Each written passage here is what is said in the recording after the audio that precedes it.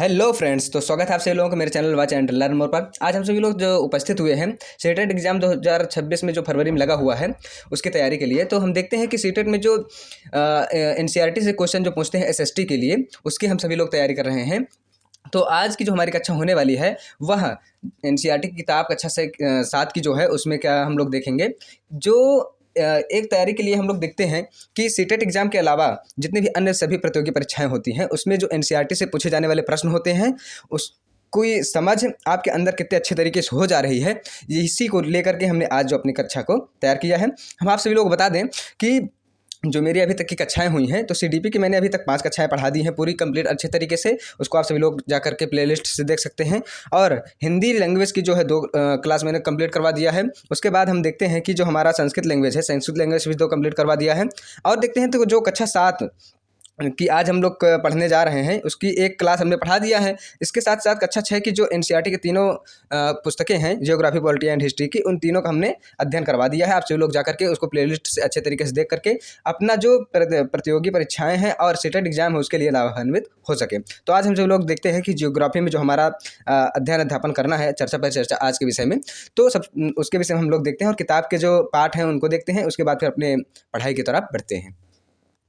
हम सभी लोग देखते हैं तो इसमें हमको 9 पाठ दिखाई देते हैं। जैसे इसमें देखा जाए तो पाठ 1 में पर्यावरण, दूसरी में हम देखते हैं हमारी पृथ्वी के अंदर हमारी बदलती पृथ्वी, वायु, जल, प्राकृतिक वनस्पति एवं वन्यजीव, मानवीय पर्यावरण, बस्तियां, परिवहन एवं संचार, मानवीय पर्यावरण, अन्योन्यन क्रिया, उष्णकटिबंधीय एवं उपोष्ण प्रदेश, रेगिस्तान में जीवन। इसी से संबंधित जो हमारा आज यह पूरे पाठ दिए गए हैं उसी को हम लोग अध्ययन अध्यापन करेंगे। आप सभी लोग देख सकते हैं जो हमारे सामाजिक विज्ञान की हमारा पर्यावरण जो किताब जो है कक्षा 7 के लिए जो भूगोल की पाठ्य पुस्तक तैयार की गई है एनसीईआरटी के द्वारा, उसी का आज हम सभी लोग अध्ययन करेंगे। तो आगे देखते हैं पाठ अपना। तो जैसे हम सभी लोग देखते हैं कि आज हमारा पाठ है पर्यावरण, तो इसको हम तोड़ते हैं। परिधन आवरण, इसका अर्थ जो होते हैं परिधन आवरण, आवरण इसका अर्थ होता है परि मतलब चारों तरफ, आवरण मतलब घिरा हुआ, अर्थात चारों तरफ से जो घिरा हुआ है वही हमारा क्या है, पर्यावरण। अब इसके विषय में देखते हैं तो पर्यावरण क्या है। पर्यावरण हमारे जीवन का मूल आधार होता है। यह हमें सांस लेने के लिए हवा, पानी, पीने के लिए, खाने के लिए भोजन एवं रहने के लिए जो भूमि प्रदान करता है वही हमारे पर्यावरण के अंतर्गत आता है। जैसे हम सभी लोग देखते हैं कि मानव जो है प्राकृतिक पर्यावरण को कैसे परिवर्तन करता है, उसमें कैसे परिवर्तन लाता है। तो इसके विषय में जैसे कार से धुआं निकलता है, उससे जो निकलने वाली वायु होती है वह प्रदूषित हो जाती है, हमारी जो है आसपास की पानी जो के जो पात्र होते हैं एकत्रित करता है उसमें, और भोजन को बर्तनों में परोसा जाता है, भूमि पर कारखानों का निर्माण होता है। यह सब कहाँ होता है, हमारे पर्यावरण के अंतर्गत में ही होता है। मानव कार, मिल, कारखाने एवं बर्तनों का निर्माण करता है। इस प्रकार से मानव प्राकृतिक पर्यावरण में जो परिवर्तन करता है, हमने बताया ना कि किस प्रकार से हमारा जो पर्यावरण है इसके विषय में आज चर्चा पर चर्चा करना है। हमारा जो पाठ ही था क्या था, हमारा पर्यावरण, अर्थात हमारा पर्यावरण मतलब हमारे आसपास का जितना भी घिरा हुआ स्थल है, चाहे वह मानवीय रूप से हो, चाहे वह जीवन चेतना के रूप से हो, चाहे अचेतन जो वस्तुएं हैं उसके रूप में है। चेतन और अचेतन दोनों, हर एक प्रकार की जो वस्तुएं हैं वह सभी हमारे जो है पर्यावरण के अंतर्गत आती हैं। हम सभी लोग देखते हैं जैसे कि जो हमारे शिक्षक होते हैं वो सब बताते हैं कि पर्वत, नदियाँ, पेड़, प्राणी, ये सभी क्या होते हैं, हमारे पर्यावरण के अंतर्गत आते हैं। और जैसे सड़क, कार, कपड़े, किताब इत्यादि ये सभी क्या हो जाते हैं, हमारे पर्यावरण के अंतर्गत आते हैं। अब इसमें देखते हैं कि ये 2 प्रकार के होते हैं, कैसे, एक प्राकृतिक और मानवीय। प्राकृतिक के रूप में देखा जाए तो जो हमने पहले बताया, नदियाँ, पहाड़, पेड़, प्राणी, ये सभी किसका निर्माण करते हैं, मानव इसका निर्माण तो करते नहीं है, ये किसके रूप में, प्रकृति के रूप में। और जैसे दूसरा देखते हैं कि कार, सड़क, कपड़े, किताब आदि इत्यादि ये सभी क्या करते हैं, मानव अपने लिए बनाता है। तो 2 प्रकार से हमारा जो प्राकृतिक ये पर्यावरण हो जाता है। अब जैसे हम पहला देखें प्राकृतिक पर्यावरण के रूप में, इसमें जो हम सभी लोग देखते हैं कि प्राकृतिक जो हमारा पर्यावरण है कि यह जो है भूमि, जल, वायु, पेड़ पौधे एवं जीव जंतुओं को मिला करके जो हमारा पर्यावरण बनता है वही प्राकृतिक पर्यावरण कहलाता है। इसमें इसके अंतर्गत देखा जाए तो हमारा स्थल मंडल आता है, स्थल मंडल हो जाता है। उसके बाद देखा जाता है कि इसमें जैव मंडल हो जाता है, इसमें हम देखते हैं कि जल मंडल हो जाता है, इसमें फिर देखते हैं कि जो हम और तरीके से कि वायुमंडल हमारा हो जाता है। कौन सा, वायुमंडल हो जाता है। ये सभी हमारे क्या हो जाते हैं, इस प्राकृतिक पर्यावरण के अंतर्गत आते हैं। इसके अंदर और हम सब लोग देखें तो जो इसके संबंध में हम देखते हैं कि जो हमारी पृथ्वी है जैसे स्थल मंडल है ना, वह ठोस प्रॉपर्टी और कठोर ऊपरी परत से निर्माण होता है इसका। जैसे चट्टानों एवं खनिजों से बना होता है। यह मिट्टी की एक पतली परत से ढका हुआ होता है। जो पठार, पहाड़, मैदान, घाटी आदि जैसी स्थलाकृतियों के आधार पर ये हमारा बनता है। ये स्थलाकृतियाँ महाद्वीपों के अलावा महासागर की सतहों पर भी पाई जाती हैं। जैसे हम लोग देखते हैं कि महासागरों पर और वहाँ पास ये सब चीज़ें स्थल मंडल का वह क्षेत्र देखा जाता है कि वह क्षेत्र जिसमें हम वन, कृषि एवं मानव बस्तियों के लिए भूमि, पशुओं के लिए चरने का घास स्थल प्रदान करते हैं, यही और जो खनिज संपदा का एक स्रोत के रूप में, वही हमारा क्या हो जाता है, हमारा जो स्थल मंडल के रूप में आ जाता है। अब आगे जैसे देखते हैं कि जो हमारा जल मंडल होता है, जैसे कि जल क्षेत्र जो होता है उसको जल मंडल कह दिया जाता है। जल के विभिन्न स्रोतों जैसे नदी, झील, सागर, समुद्र, महासागर, ये सभी क्या मिल करके हमारे जलाशय का निर्माण करते हैं, अर्थात यही जल राशियां होती हैं जो हमारे जल के लिए होती है। पृथ्वी के चारों ओर फैली हुई जो वायु है वही हमारी क्या कहलाती है, वायुमंडल कहलाती है। या चारों तरफ से जो हमारी गैसों का आवरण है वही क्या है, वायुमंडल है। पृथ्वी का गुरुत्वाकर्षण बल जो है वो अपने चारों ओर के वायुमंडल को थामे हुए है, और यही सूर्य के झुलसाने वाली जो गर्मी होती है उसके हानिकारक किरणों से हमारी क्या करता है, रक्षा करता है। हम सभी लोग जैसे देखते हैं कि जो सूर्य होता है उससे निकलने वाली जो पराबैंगनी किरणें होती है, यूवी रेस किरणें होती हैं, उसके माध्यम से अगर उसका जो हमारा वातावरण है वह ना रोके तो हमारे लिए बहुत ही ज़्यादा नुकसानदायक हो सकता है। हमको बहुत ही ज़्यादा उसके माध्यम से हमको रोग हो सकते हैं, चर्म रोग हो सकते हैं, हड्डी रोग हो सकते हैं, और उसी के माध्यम से हम लोग अगर उसका रुकाव ना हो जो हमारे पराबैंगनी किरणों के उसमें से, तो हमारे जो वास्तविक जीवन है वह जीने योग्य नहीं रह पाएगा। और देखते हैं कि जैसे जो हमारा सभी पेड़ पौधे, जीव जंतु एवं मानव होते हैं, उसके आसपास जो क्षेत्र होता है वह सब किस पर निर्धारित होता है, पर्यावरण पर ही निर्धारित होता है। अब प्रायः वे एक दूसरे पर आश्रित भी होते हैं। जीवधारियों का आपसी एवं अपने आसपास के पर्यावरण के बीच का संबंध क्या कहलाता है, परितंत्र जो होता है, पारितंत्र, चारों तरफ का तंत्र, पारितंत्र हो जाता है जी, है ना। अब यही निर्माण करता है। अब इसके अंतर्गत जैसे देखते हैं कि जो वर्षा वाले वन, घास स्थल, रेगिस्तान और पर्वत, झील, नदी, महासागर, छोटे से लेकर के बड़े ताल तक के एक परितंत्र हो जाते हैं, सबका अलग अलग। अब जैसे हम सब लोग देखते हैं मानवीय पर्यावरण के रूप में कि मानवीय पर्यावरण के अंतर्गत क्या क्या होते हैं, हम लोग देखते हैं जैसे मानव पर्यावरण है वह मानवीय पर्यावरण जिसमें मानव के द्वारा पारस्परिक क्रिया पर्यावरण के साथ किया जाता है वही क्या कहलाता है, मानवीय पर्यावरण कहलाता है। अब प्रारंभिक जीवन के अनुसार देखा जाए तो जो मनुष्य होता है वह अपने को स्वयं को प्रकृति के अनुसार ढालने का प्रयास करता है, बनाने का प्रयास करता है, लेकिन बाद में क्या करता है, जीवन को सरल बनाने के लिए और अपनी आवश्यकताओं को पूरा करने के लिए अपना एक स्वयं का पर्यावरण बनाता है।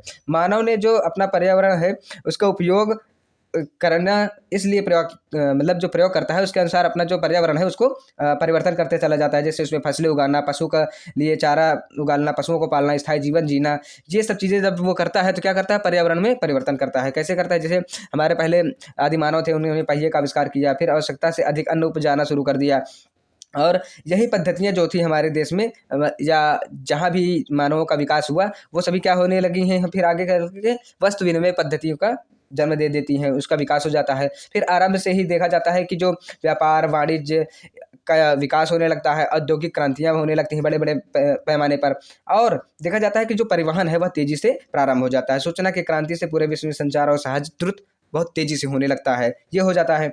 अब हम लोग सब लोग देखते हैं कि जिस प्रकार से अपने आसपास का जो पर्यावरण होता है, मानवीय पर्यावरण, उसमें सभी लोग एक दूसरे के साथ पारस्परिक क्रिया करके रहते हैं। जैसे वृक्षों से हम अपना ले लेते हैं फल फूल, फ्रूट्स, उसकी लकड़ियाँ, हर एक प्रकार के उपयोग के लिए, और उनको उनसे पारस्परिक क्रिया वो हमसे कैसे करते हैं, जैसे हमारे द्वारा उनको जल दिया जाता है, उनको आगे वृद्धि करने के लिए उसका सेवा किया जाता है, जानवर से रक्षा की जाती है। तो पारस्परिक क्रिया करके हम क्या करते हैं, पर्यावरण का निर्माण करते हैं, पर्यावरण के माध्यम से हमारा निर्माण होता है। अब हम सभी लोग देखते हैं जैसे कि जो हम पर्यावरण के विषय में आज बात कर रहे हैं, क्यों, क्योंकि हमारा कक्षा 7 की जो किताब है, जो कक्षा 7 का जो बालक है, उसके अंतर्गत हम पर्यावरण के विषय में जो जानकारी देना चाहते हैं कि कैसे हम एक बच्चे के अंदर वह चीज़ें सिखाएं जिससे वह आगे चल करके अपने देश के लिए, अपने समाज के लिए, अपने गांव के लिए, अपने स्वयं के लिए वह पर्यावरण का विकास करे, और आने वाली जो हमारी भविष्य की पीढ़ियां हैं, भावी पीढ़ियां हैं, उनको अच्छा से अच्छा पर्यावरण मिल सके। जैसे हम सभी लोग देखते हैं कि प्रत्येक वर्ष हम लोग 5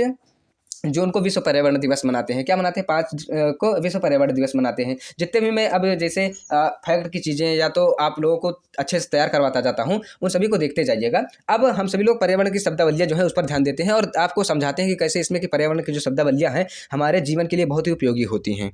जैसे कि हम सभी लोग देखते हैं सबसे पहले कि जीवीय, ये जीवीय शब्द, ठीक है। इसके पीछे हम देखते हैं जैसे सुजीव प्राणियों का संसार, जैसे पादप हो जाते हैं एवं जंतु हो जाते हैं, ये सभी चीज़ें किसके अंतर्गत, जीवी जो हमारा शब्दावली है उसके अंतर्गत आ जाता है। और देखते हैं जैसे अजीवीय, अजीवीय हो गया, ठीक है। अजीवीय के अंतर्गत देखा जाता है कि निर्जीव पदार्थों का संसार, जैसे स्थल हो गया, ये सभी चीज़ें हमारे, जैसे लकड़ी जो सूखी होती है, इस प्रकार के जो कुछ भी हो जाते हैं, कपड़े हो गए, वाहन हो गए, ये सभी क्या है, अजीवी हैं, ये अजीवी के अंतर्गत आ जाते हैं। और आगे चल के देखते हैं हम, जैसे कि जो पारितंत्र होता है, पारितंत्र पारितंत्र हम इसमें देखिए वह तंत्र जिसमें समस्त जीवधारी आपस में एक दूसरे के साथ तथा पर्यावरण के उन भौतिक एवं रासायनिक कारकों के साथ पारस्परिक क्रिया करते हैं, जिसमें से वे निवास करते हैं, पारस्परिक क्रिया करते हुए अपने आसपास में निवास करते हैं। ये सब ऊर्जा और पदार्थ के स्थानांतरण द्वारा संबंध होता है। तो इसी को हम लोग क्या कर देते हैं, पर्यावरण का जो पारितंत्र कहला दिया जाता है। अब थोड़ा सा आप सभी लोगों को और बता दें कुछ अच्छे तरीके से, कि जिससे आप लोगों को इस पाठ का बहुत ही अच्छा जानकारी हो जाए। आप सभी लोग इसमें देखेंगे जो पर्यावरण के घटक के रूप में देखा जाता है, तो पर्यावरण के घटक के रूप में प्राकृतिक एवं मानव निर्मित, ठीक है। प्राकृतिक के रूप में देखा जाए जैसे वायुमंडल, जलमंडल, स्थल मंडल एवं सजीव, जिसमें जैवमंडल हो जाता है। मानव के अंतर्गत देखा जाए इमारतें, पार्क, पुल, सड़क, स्मारक, उद्योग धंधे, ये सभी चीज़ें आ जाती हैं। अब हम सभी लोग देखते हैं जो मानव भी इसके अंतर्गत आता है, पर्यावरण के अंतर्गत। तो मानव में क्या होता है, एक व्यक्ति, एक परिवार, एक समुदाय, एक धर्म, एक शैक्षिक स्थल, एक आर्थिक स्थल, एक राजनीतिक स्थल, जिसे हमारा पूरा देश हो गया। तो ये सभी चीज़ें हमारे क्या है, पर्यावरण के जो है घटक हो जाते हैं। आगे दिखाते हैं, जैसे इस चित्र में हम सब लोग देखते हैं कि हमारा जो एक हमारा वायुमंडल है, वो पर्यावरण है, उसको दिखाई दिया जाए। जैसे जो हमारा स्थलमंडल दिखाई दिया जाता है, ये हमारा जैवमंडल दिखाई दे दिया जाता है। ये हमारा वायुमंडल जहाँ पास जहाज, हवाई जेट ये सब उड़ते हैं, ये हमारा जलमंडल दिखाई दिया जाता है। तो हमको इसमें से हमको हमारा विषय में दिख जाता है। अब आप सभी लोगों को थोड़ा सा और मैं चर्चा दे दूं कि जो हमारा ये पर्यावरण शब्द बना है, पहले पर्यावरण के विषय में थोड़ा सा हम इसके बता देते हैं कि जिससे पर्यावरण जो यानी एनवायरनमेंट शब्द की उत्पत्ति जो होती है फ्रेंच भाषा से होती है, फ्रेंच शब्द से। और एनवायरनमेंट का अर्थ जो हो जाता है, हम लोग देते हैं कि उसका अर्थ होता है पड़ोस, आसपास के पड़ोस के क्षेत्र। वही क्या हो जाता है, हमारा एनवायरनमेंट का अर्थ हो जाता है क्या, पड़ोस। अब आगे जैसे देखते हैं कि अपने आसपास के स्थल को हम देखते हैं और पड़ोस में भूमि का उपयोग करते हैं। उन भूमियों से जो हम खाद्यान्न उत्पादन करते हैं, उनसे उसका जिस प्रकार से हम उपयोग करते हैं, वह सब पर्यावरण के अंतर्गत आता है। और अपने घर के, स्कूल के पास में जो पानी का उपयोग करते हैं, वह कहाँ से आता है, उसका दैनिक जीवन में हमारे उपयोग क्या है, और उस पानी का जो हम व्यर्थ करते हैं, तो वो सब हमारे पर्यावरण को क्या करता है, उपयोगी भी बनाता है। और क्षरण जो होता है वह अगर सही तरीके से उसका रख रखाव नहीं किया जा रहा है, या तो कॉकपिट या शोकपिट गड्ढे बना करके उसमें पानी नहीं डाला जा रहा है, तो जो हमारा वाटर लेवल है वह भी खराब होता चला जाता है। और जैसे हम लोग देखते हैं कि स्कूल जाते समय हम आसमान को देखते हैं और ध्यान देते हैं कि हमारा जो आसमान है वह क्या होता है, बहुत ही वर्षा की तरह हो रहा है, या तो फिर बहुत आसमान में बादल आ गए हैं, या तेज धूप है, या कोहरा है। इन सभी के माध्यम से हम लोग देखते हैं जो हमारे पर्यावरण के विषय में जो है जानकारी मिलती है। आगे देखते हैं, तो हमारा जो अगला चैप्टर है इसमें देखते हैं तो कि हमारी पृथ्वी के अंदर जो कुछ भी है उसके विषय में देखा जाता है कि हमारी पृथ्वी एक जैसे सामान्य रूप भाग के रूप में देखा जाए तो हमारी पृथ्वी एक गतिशील ग्रह है। इसके अंदर एवं बाह्य निरंतर परिवर्तन होता रहता है, अंदर और बाह्य दोनों। अब देखते हैं कि इसमें कभी हम सोचते नहीं है कि आंतरिक भाग में क्या है, या पृथ्वी किन पदार्थों से मिलकर के बनी है। अब जैसे हम सभी लोग एक देखते हैं, स्पीकर को देखते हैं, तो इसमें हम लोगों को पृथ्वी का जो आंतरिक क्रोड है दिखाई दे जाता है, बाह्य क्रोड, सीमा क्रोड, मेंटल भूपर्पटी और स्थल मंडल। इसके विषय में हम लोग सब देखते हैं। हम जो अभी फिगर देखे हैं तो उसको एक हम उसमें देख सकते हैं, जैसे कमरे में गुले बंद हैं, ठीक है, यह हो गया हमारा। अब इसको हम लोग देखते हैं तो का से कोनराड असंबद्धता, कोनराड असंबद्धता। फिर मा से जो हो जाता है हमारा मोहो असंबद्धता, मोहो असंबद्धता। फिर रे से हो जाता है रेपटी असंबद्धता, रेपटी असंबद्धता। जी से जो हो जाता है हमारा गुटेनबर्ग, गुटेनबर्ग असंबद्धता। फिर एल से हो जाता है लेहमैन असंबद्धता, लेहमैन असंबद्धता, ठीक है। ये जो हमारी 5 हमको मिले हैं, यही हमारी पृथ्वी का पूरा वर्णन कर देते हैं कि कहाँ से किस प्रकार से हमारी पृथ्वी का जो है बंटवारा हुआ है। आगे देख, पृथ्वी की जो हमारा आंतरिक भाग है उसके विषय में, जैसे हम एक प्याज को ले लें और उसको देखें और बताएं कि हम क्या प्याज के ऊपर में क्या कर सकते हैं, उस प्याज पर कैसे हम पृथ्वी को दिखा सकते हैं। जैसे पृथ्वी की जो सतह होती है, ये हमारा ऊपरी भाग, वह क्या कहलाता है, भूपर्पटी कहला जाती है, तारपट्टी कहलाती है। यह सबसे जो पतली परत होती है। और महाद्वीप में संयुक्त होकर के जब हम देखते हैं कि इसका जो विस्तार होता है पहले 35 किलोमीटर तक, यह कहाँ हो जाता है हमारा समुद्री सतह, महाद्वीपीय सतह में हो जाता है। और जो हमारा इसमें देखते हैं किसमें कि समुद्री सतह में जो हो जाता है यह केवल 5 किलोमीटर तक ही रहता है। ये 35 किलोमीटर और 5 किलोमीटर तक देखते हैं। अब इसमें जैसे देखते हैं कि जो हमारा महाद्वीप है और उसका जो निर्माण होता है उसमें सिलिका और एल्यूमिनियम का ज़्यादा मात्रा होती है खनिजों की, इसलिए इसे Cl बोल दिया जाता है। क्या? सिलिका प्लस एल्यूमिना कहा जाता है। अब महासागर की जो प्रॉपर्टी होती है मुख्यतः सिलिका एवं मैग्नीशियम की बनी होती है, इसीलिए इसे सीमय बोल दिया जाता है। क्या? सीमय। एक को हमने देखा था क्या Cl ये, और एक सीमय, ये हो जाएगा हमारा क्या हो जाता है सिलिका एवं एल्यूमिनियम, और सीमय जो हो जाता है हमारा इससे सिलिका हो जाती है और इससे मैग्नीशियम। अब जैसे भू प्रॉपर्टी के नीचे ठीक जो मेंटल हमारा होता है, उसमें मेंटल जो हमारा होता है वो उसकी जो 2900 किलोमीटर तक की इसकी जो है नीचे गहराई फैली होती है, और सबसे आंतरिक जो परत होती है जो हमारी ये यहाँ पास देखते हैं वो क्या होती है? क्रोड होती है। क्रोड एकदम अंतरिम भाग जो होती है। अब जैसे हम थोड़ा सा एक आप लोगों को तथ्य बता दें कि जो विश्व की सबसे गहरी खान है दक्षिण अफ्रीका में स्थित है, तथा इसकी गहराई अगर देखा जाता है तो लगभग 4 किलोमीटर तक है जिसकी गहराई है। आप समझ लीजिए, तेल खोजने में इंजीनियरों ने 6 किलोमीटर तक की गहराई तक खोद चुके हैं आज तक हम देखते हैं। अब पृथ्वी के केंद्र तक पहुंचने के लिए जो बिल्कुल असंभव है, अगर हम लोग सोचे भी तो बता दें कि लगभग 6000 किलोमीटर तक खुदाई करना पड़ेगा हमको नीचे तक। कहाँ कितना? 6000 किलोमीटर तक खोदना पड़ेगा। ये कितनी असंभव बातें हो जाती हैं। हमने अभी सब देखा था कि जो हमारा क्रोड था, क्रोड 2900 किलोमीटर था, और इसकी त्रिज्या देखी जाती है। जो त्रिज्या होती है इसकी 3500 किलोमीटर लगभग होती है त्रिज्या। आप समझ लीजिए, यह मुख्यतः निकल एवं लोहे का बना होता है। किसके? निकिल एवं लोहे का, जिसको Fe बोल दिया जाता है। ठीक, इसीलिए इसको निफे बोल दिया जाता है। क्या? निफे। नि से निकिल, एफ से क्या हो जाता है हमारा? फेरस, जिसको हम लोग लोहा बोल देते हैं। केंद्रीय क्रोड का तापमान एवं दाब काफ़ी उच्च होता है। जो हमारा केंद्रीय है, जो ये हमारी पृथ्वी हो गई, यहाँ पास क्रोड, इसका उच्च ताप होता है, और यहाँ पास जो तापमान होता है बहुत ही ज़्यादा होता है। अब आज जैसे हम लोग कुछ एक तथ्यों के रूप में देख लिया जाए कि देखते हैं कि जो हमारी पृथ्वी है कि जो आयतन है वह 1% हिस्सा ही भू प्रॉपर्टी के अंतर्गत आता है। कितना? 1%। वह क्या होता है? भू प्रॉपर्टी होती है, जो हमारी ऊपरी परत होती है, और 84% जो होती है हमारी वह मेंटल होती है। मेंटल पर एवं 15% जो हो जाती है हमारा वो क्या हो जाती है? क्रोड होती है। अब पृथ्वी की जो त्रिज्या मानी जाती है पूरा टोटल 6371 किलोमीटर मानी जाती है। ठीक है, ये पृथ्वी की जो त्रिज्या होती है। आगे जैसे देखें कि हम शब्दों की उत्पत्ति के विषय में देखें तो जो इग्नियस शब्द होता है, इग्नियस रॉक जैसे हम लोग बोल देते हैं, इग्नियस चट्टाने बोल देती हैं, तो इग्नियस जो है लैटिन शब्द इग्निस, जिसका अर्थ होता है अग्नि। ठीक है, ये हो जाता है। और दूसरा जैसे देखा जाता है सेडिमेंट्री। क्या? सेडिमेंट्री। तो यह लैटिन शब्द जो होता है सेंडिमेंट से बना होता है, सेडिमेंटर से, जिसका अर्थ क्या होता है? स्थिर, अर्थात रुका हुआ होना। आगे जैसे देखते हैं हम लोग क्या मेटामॉर्फिक, ये हमारा शब्द हो जाता है। मेटामॉर्फिक शब्द जो होता है वो ग्रीक शब्द है।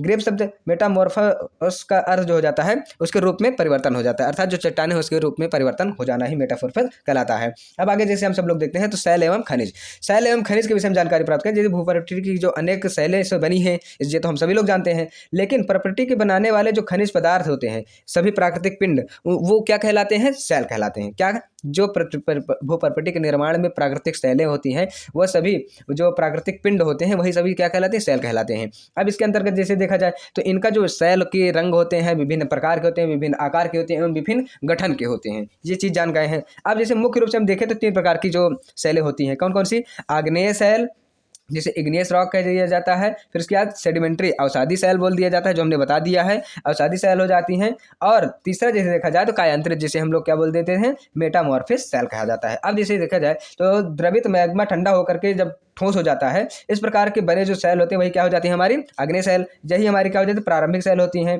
अब इसके बाद जैसे इन्हीं का 2 भेदों में बांध दिया जाता है। किसको? जो हमारे शैल है इसमें जो अग्नि शैल है वो कौन सी? 2 अंतर्भेदी शैल एवं बहिर्भेदी शैल के रूप में हो जाता है। अब जैसे ज्वालामुखी से निकलने लावा वाला जो होता है, लावा उन्हीं से जो बनती है वही सब्जी हमारे क्या हो जाती हैं? ये आग्नेय चट्टानों का निर्माण करती हैं। अब आगे जैसे देखते हैं तो जो हमारी अवसादी चट्टानें होती हैं उनका देखते हैं कि शैल से लुढ़क कर चटक कर या टूट कर एक दूसरे से टकरा कर छोटे छोटे टुकड़ों में टूट जाती हैं, जो वही हमारी क्या हो जाती है? जो हमने सेकंड बताया था, कौन सी? अवसादी शैलें। अवसादी शैलों का निर्माण हो जाता है। उदाहरण के जैसे हम लोग देखते हैं कि बलुआ पत्थर हो जाते हैं, रेत के दाने हो जाते हैं, या शैलों में पौधों, जानवरों एवं अन्य सूक्ष्म जीवाणुओं जो कभी इन शैलों पर रह रहे होते हैं उनके जीवाश्म भी इसमें हो सकते हैं। किसमें? जो हमारी अवसादी शैल होती है उसमें। अब आगे जैसे हम लोग देखते हैं जो आग्नेय एवं अवसादी शैल होती है वह उच्च ताप एवं उच्च ताप एवं उच्च दाब के कारण कायांतरित सेलों में परिवर्तित हो जाते हैं। जो हमारा पहला था आग्नेय और कायांतरित, यह दोनों मिलकर के किसमें नहीं, आग्नेय और हमारा जो अवसादी, ये दोनों मिलकर के उच्च ताप एवं उच्च दाब के कारण किस पर परिवर्तित हो जाते हैं, कायांतरित, अर्थात उनका काया क्या होता है, परिवर्तन हो जाता है। तो वो सब क्या कहते हैं, जैसे चिकनी मिट्टी हो जाती है, स्लेट हो जाता है, चूना पत्थर, संगमरमर, ये सभी क्या हो जाते हैं, इसके उदाहरण दिए जाते हैं। जैसे सेल क्या है, हमारे जीवन के लिए बहुत ही ज़्यादा उपयोगी है। कैसे उपयोगी है इसके विषय में देखा जाए तो जैसे सेलों का उपयोग हम लोग सड़क बनाने में करते हैं, घर बनाने में करते हैं, इमारत बनाने में करते हैं, और जैसे देखा जाए तो पत्थरों का उपयोग हम कई प्रकार के खेलों के लिए करते हैं। जैसे हम अपने आसपास में जैसे देखते नहीं थे, चिबी हम लोग गिट्टी बालू का पत्थर देखते हैं, उसमें से खेला करते थे, और पिट्टू खेला करते थे, जैसे बॉल को वो करके ऐसे ऐसे करके वो करके और उसमें बॉल से मारते थे, या चिबिट्टी खेला करते थे ऐसे ऐसे करके, ठीक है जी। या आपने जो हमारे दादा दादी होते हैं उनसे पूछते हैं तो बहुत ही पुराने तरीके से हमारे जो खेल होते हैं उनको बताया जाता है इनके द्वारा। जैसे हमारे यहाँ स्मारक जो बनते हैं, हमारे धरोहर जो है आजकल की देखा जाए, जैसे जो शैलों से ही निर्माण हुआ है उनका, जैसे देखते हैं कि लाल किला हो गया, वो लाल बलुआ पत्थर से बना होता है, और ताजमहल किससे, सफ़ेद संगमरमर से बना हुआ है। तो हम लोग ये देखते हैं कि कैसे किस प्रकार से हमारा जो यहाँ महत्वपूर्ण तरीके से इसका वो हो गया। अब एक जैसे देखा जाता है जो हमारे शैलों का निर्माण होता है उसके विषय में थोड़ा सा शैलों के निर्माण का विषय में जान लेते हैं कि जो हमारा मैग्मा होता है, लावा, उससे क्या होता है कि हम लोग देखते हैं कि जो हमारी आग्नेय सेल होती हैं उससे निर्माण होता है मैग्मा से। मैग्मा से फिर हमारी अवसादी चट्टान बन जाती है, अवसादी चट्टान से फिर अवसादी सेल, जैसे तलहटी सेल में जा करके अवसादी सेल का निर्माण, फिर कायांतरित सेल हो जाती हैं। उसी प्रकार सुबह बनते बनते आगे बनते चली जाती हैं। अब जैसे देखते हैं एक सेल से दूसरे सेल में परिवर्तन होना जो होता है उसे सेल चक्र कहा जाता है। क्या कहा जाता है, एक जो सेल होती है उस सेल का दूसरे सेल में परिवर्तन क्या कहा जाता है, सेल चक्र कहलाता है, सेल परिवर्तन कहलाता है। आगे जैसे हम देखते हैं इसके विषय में, तो जो हमारा और सेल होती हैं वो इसमें बहुत विभिन्न प्रकार के खनिज पाए जाते हैं। क्या पाए जाते हैं, विभिन्न प्रकार के खनिज पाए जाते हैं। जैसे प्राकृतिक रूप से देखा जाए तो उसमें जो भौतिक गुणधर्म होते हैं, उसके रासायनिक मिश्रण होते हैं, वो सभी हमको दिखाई देता है। अब जैसे ईंधन के रूप में जिसका हम प्रयोग करते हैं, कोयला हो गया, प्राकृतिक गैस हो गए, पेट्रोलियम हो गए, ये सभी हमको कहाँ से मिलते हैं, इन्हीं जो सेल होते हैं इन्हीं के बीच में जो जमाव होता है उन्हीं के माध्यम से हमको मिलता है। और जैसे देखते हैं उद्योग धंधे जो हम लगाते हैं, औषधियाँ होती हैं, उर्वरक होती हैं, लोहा, एल्युमिनियम, सोना, यूरेनियम इत्यादि सब हमको इसी प्रकार से मिलते हैं। जैसे हम लोग कुछ देखते हैं कि जो हमारा अपना राज्य है यूपी है, इसमें कई प्रकार के खनिजों का मिलता है। और इसके विषय में जैसे देखा जाए तो हम लोग देखते हैं कि जो कढ़ाई बनती है, आभूषण बनते हैं, तवा बनता है, घंटी बनती है, हथौड़ा बनता है, दीपक बनता है, ये सभी हमारे किससे बनते हैं, खनिजों से ही बनते हैं।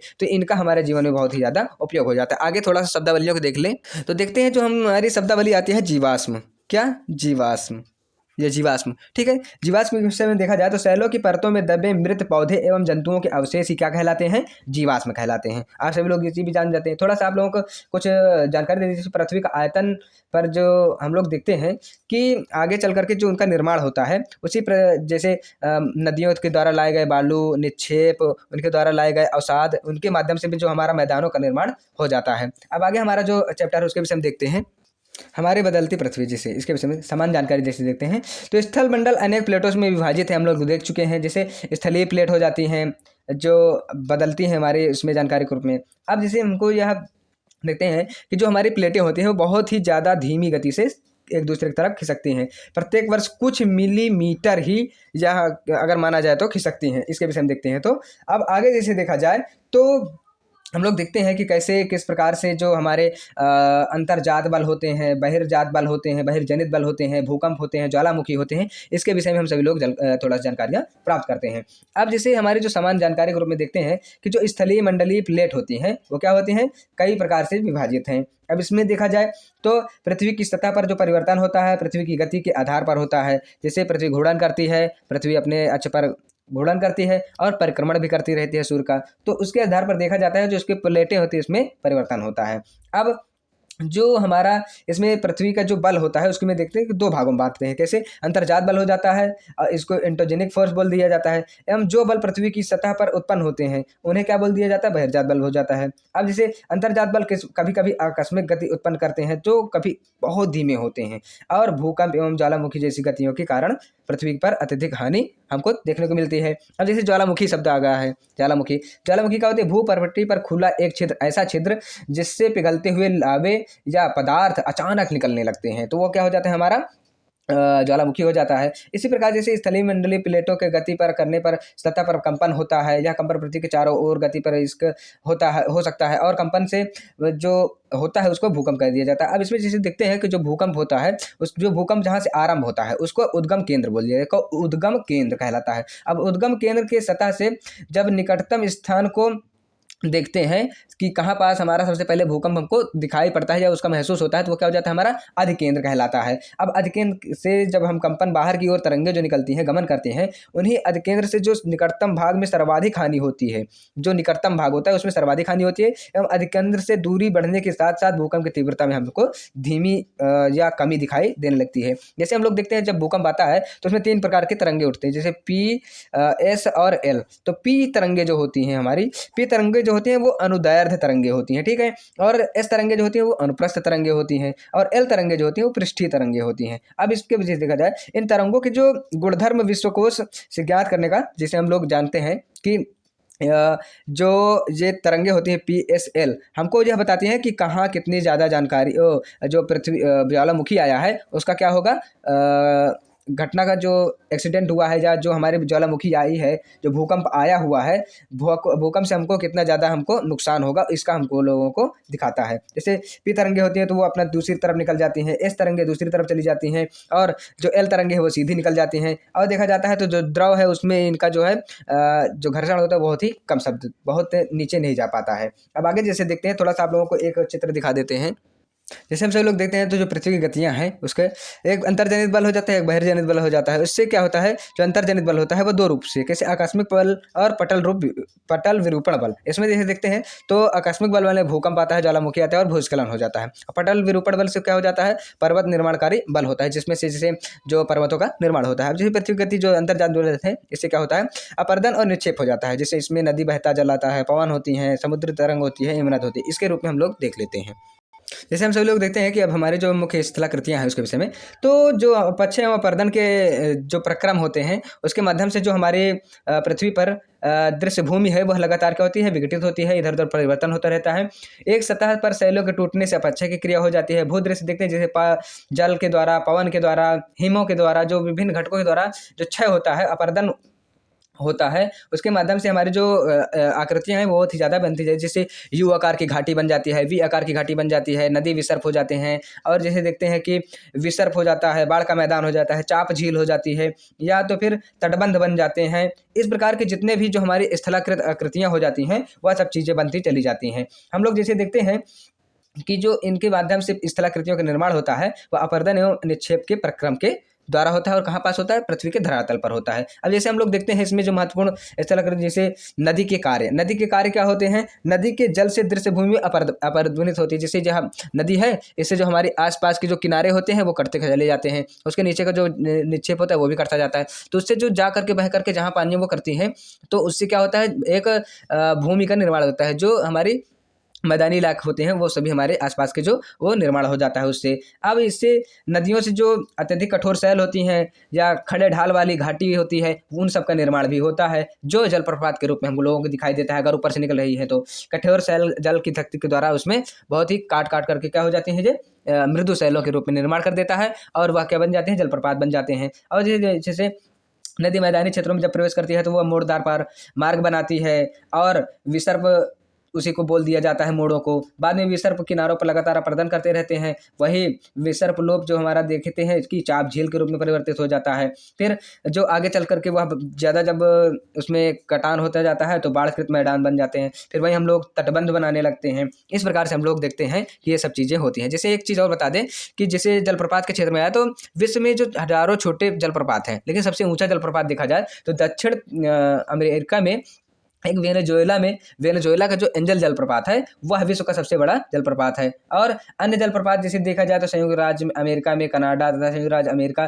की सीमा पर स्थित एक नियाग्रा जलप्रपात है, वह भी अफ्रीका में जाम्बिया एवं जिम्बाब्वे की सीमा पर स्थित एक विक्टोरिया जलप्रपात है। कई प्रकार से हम देख लिए हैं, कहाँ कहाँ देख लीजिए। एक तो अमेरिका में जो है हम लोग देखते हैं सबसे बड़ा जलप्रपात दक्षिण अमेरिका के वेनेजुएला का एंजल जलप्रपात ये हो गया। और कहाँ से देखे हम लोग, नियाग्रा जलप्रपात और विक्टोरिया जलप्रपात, 3 जलप्रपात हम लोग ने देख लिया। अब आगे जैसे बढ़ते हैं तो देखते हैं कि जो हमारे और स्थलाकृतियाँ समुद्री की तरंग होती हैं, उसके माध्यम से समुद्री तरंग एवं अपरदन एवं निक्षेप तटीय स्थलाकृतियों को बनाती हैं। तटीय जो तट के किनारे होती हैं, जैसे समुद्री तरंगें लगातार सैलों से टकराती हैं, किससे? सैलों से जो तरंगें होती हैं दरार विकसित करती हैं और समय के साथ बड़ी एवं चौड़ी होती जाती हैं। इनसे समुद्री गुफा का निर्माण हो जाता है, जिसे तटीय मेहराब बोल दिया जाता है। यही आकृतियाँ स्टैग कहलाती हैं। और समुद्री जो जल के ऊपर वो लगभग ऊर्ध्वाधर उठे हुए ऊंची सैलें होती हैं, वही समुद्र भृगु कहला दिए जाते हैं। और समुद्री तरंगों के किनारे अवसाद का जमा होना ये समुद्री पुलिन का निर्माण कर दिया जाता है। जिससे हिमनद के द्वारा जो हमारा कार्य होता है, जो ग्लेशियर होते हैं उसके माध्यम से जो हिमानी बर्फ नदियाँ होती हैं वह क्या होती हैं, पिघल करके पृथ्वी की तरफ आती है, जिससे गुलासमी मिट्टी कटती जाती है और जो पत्थर होते हैं उसमें अपरदन हो जाता है। तो वो सब क्या होते हैं, भूदृश्य में जो अपरदन करती है उससे एक स्थल जो होता है उसका निर्माण हो जाता है। हिमनद के द्वारा लाए गए पदार्थ जैसे छोटे छोटे सैल, रेत, तलछटी, मिट्टी निक्षेपित करते हैं। निक्षेप हिमनद हिमोड़ के रूप में आकर के एक जो स्थलाकृति है उसका निर्माण कर देती है। जैसे पवन के माध्यम से देखा जाए तो क्या हम देखते हैं कि जब पवन चलती है रेगिस्तान में तो उससे अपरदन एवं निक्षेपण का कार्य बहुत प्रमुख रूप से होता है। तो वहाँ जब देखते हैं तो जब जो वहाँ के अपरदन है वो बालू का निर्माण उठा करके लेकर जाते हैं, तो उससे वहाँ पास हम लोग देखते हैं कि जब जो वहाँ के सैल होते हैं उसमें निक्षेप अपरदन ये होते होते एक छत्रक सैल का निर्माण हो जाता है। इस प्रकार करके देखते हैं तो ऐसे छत्रक सैल निर्माण हो जाता है और उसके निक्षेप से वहाँ पास कई सैलों का आधार संकीर्ण शीर्ष स्थल हो जाता है। बालू टिब्बा बन जाता है, पहाड़ी के रूप में दिखने लगता है और लोयस का मैदान भी हो जाता है, जिसे हम लोग चीन में विशाल लोयस का जो देखते हैं उदाहरण, वो सब चीज़ें हमको दिखाई देने लगती है। अब जैसे महत्वपूर्ण शब्दावली वल्लियों को देखें तो जैसे स्थल मंडल जो हमारी प्लेट है, तो भूपर्पटी में अनेक बड़ी एवं कुछ छोटी कठोर आसमान आकार की प्लेटें होती हैं, जिन पर महाद्वीप एवं महासागर की सतहें टिकी होती हैं। ये क्या होती है, हमारी स्थलीय प्लेट कहलाती हैं। आगे जैसे देखा जाता है तो हम लोग देखते हैं कि जो एंडो अर्थात अंतः और एक्सो अर्थात बाह्य, जो हमारे एंडोजेनिक और एक्सोजेनिक जो हमारे उत्तेजित उत्पत्ति होती है, जो बल होते हैं उसको देख लेते हैं हम लोग। जैसे भूकंप मापने का जो यंत्र है उसको क्या बोला जाता है, भूकंप, जिसे भूकंप लेखी कहते हैं। भूकंप की तीव्रता रिक्टर स्केल पर मापी जाती है। ये चीज़ हम लोग जानते हैं। भूकंप की तीव्रता अगर 2 या 2 से कम है तो वह उसका प्रभाव थोड़ा कम होता है, लेकिन जब 5 के ऊपर होती है तो वह वस्तुओं को गिरने और क्षति पहुंचाने का काम करती है। अगर भूकंप 6 से अधिक है, 6 की तीव्रता से अधिक है तो बहुत शक्तिशाली होता है और 7 से ऊपर है तो बहुत ही ज़्यादा सर्वाधिक विनाशकारी माना जाता है। जिसे भूकंप लेखी से ही हम लोग देखते हैं, मापते हैं, वो करते हैं।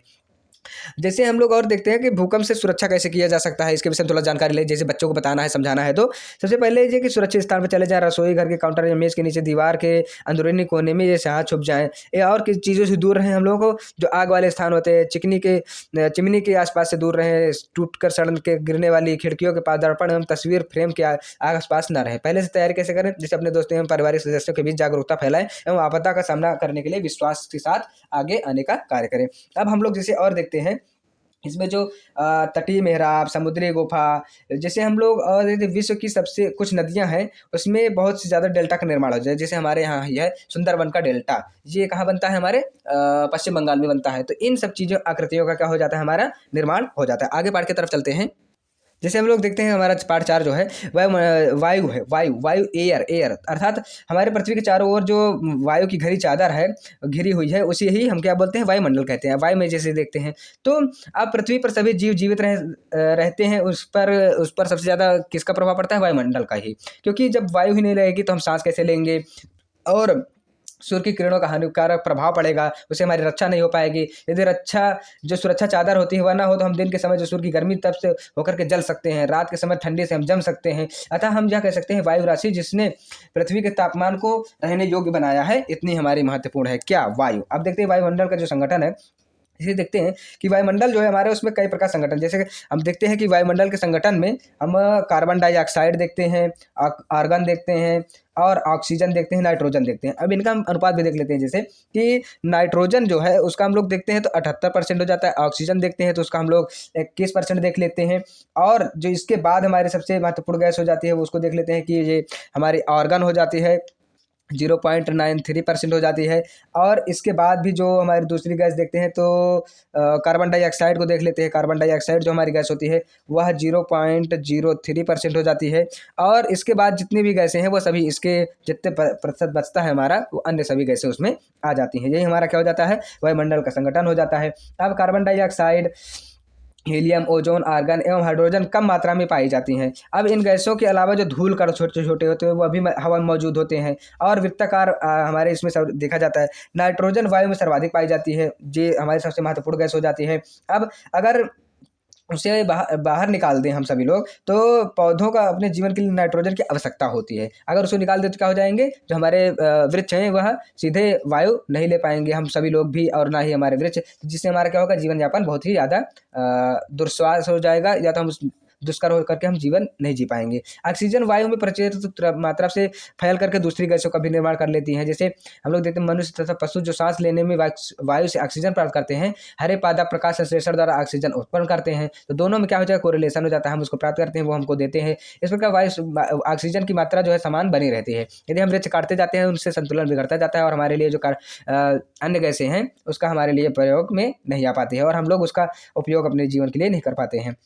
अब जैसे हम लोग एक आपको और बता दें कि जब वायु गर्म होती है तो फैलती है और हल्की होकर के ठंडी ऊपर ऊपर उड़ती है, ठीक है, ऊपर उड़ती चली जाती है। लेकिन ठंडी वायु सघन और भारी होती जाती है, इसीलिए नीचे रहने के प्रति होती है उसकी। गर्म वायु के ऊपर उठने के आसपास के क्षेत्रों में ठंडी वायु रिक्त स्थान को भरने के लिए आती है। इसी प्रकार वायु का चक्र चलता रहता है। जैसे हम लोग देखते हैं ठंडी के मौसम में जो नीचे हमको धुंध कोहरा हमको दिखाई देता है, वह ठंडी वायु ही होती है, क्योंकि वह जब ठंडी होती है तो उसका नीचे क्या हो जाता है, निक्षेप हो जाता है। अब आगे जैसे हम लोग सभी लोग देखते हैं कि जो हमारी वायुमंडल की संरचना होती है, वायुमंडल की संरचना में हम लोग देखते हैं, तो अगले चैप्टर में भी पहले हम लोग जो किताब पढ़े उसमें भी देख चुके हैं। अब इसमें देखते हैं कि क्षोभ मंडल हमारा होता है, समताप मंडल होता है, बाह्य मंडल होता है एवं बहिर्मंडल होता है, ठीक है। जो हम इसके विषय में देखते हैं तो एक चित्र आपको दिखा देते हैं, उससे समझ जाएंगे। आज सभी लोग जैसे देख सकते हैं कि जो हमारा ये है बहिर्मंडल है, बाह्य मंडल है, मध्य मंडल है, मध्य मंडल है, मध्य समताप सीमा है, समताप मंडल है, और क्षोभ सीमा और क्षोभ मंडल। जैसे हम इसमें मुख्य रूप से देखें तो जो हमारे क्षोभ मंडल है जिसमें हमारी पूरी वायु गतियाँ होती हैं, और जो हमारा समताप मंडल होता है, ये समताप मंडल में हवाई जहाज होते हैं, ये सभी चीज़ें हमारी होती हैं। और यहाँ पास और देखा जैसे तो मध्य मंडल जो होता है ये हमारा देख लीजिए। उसके बाद जो हमारा बाह्य मंडल है ये हमारा पूरा दिखाई देता है। अब आगे चलते हैं।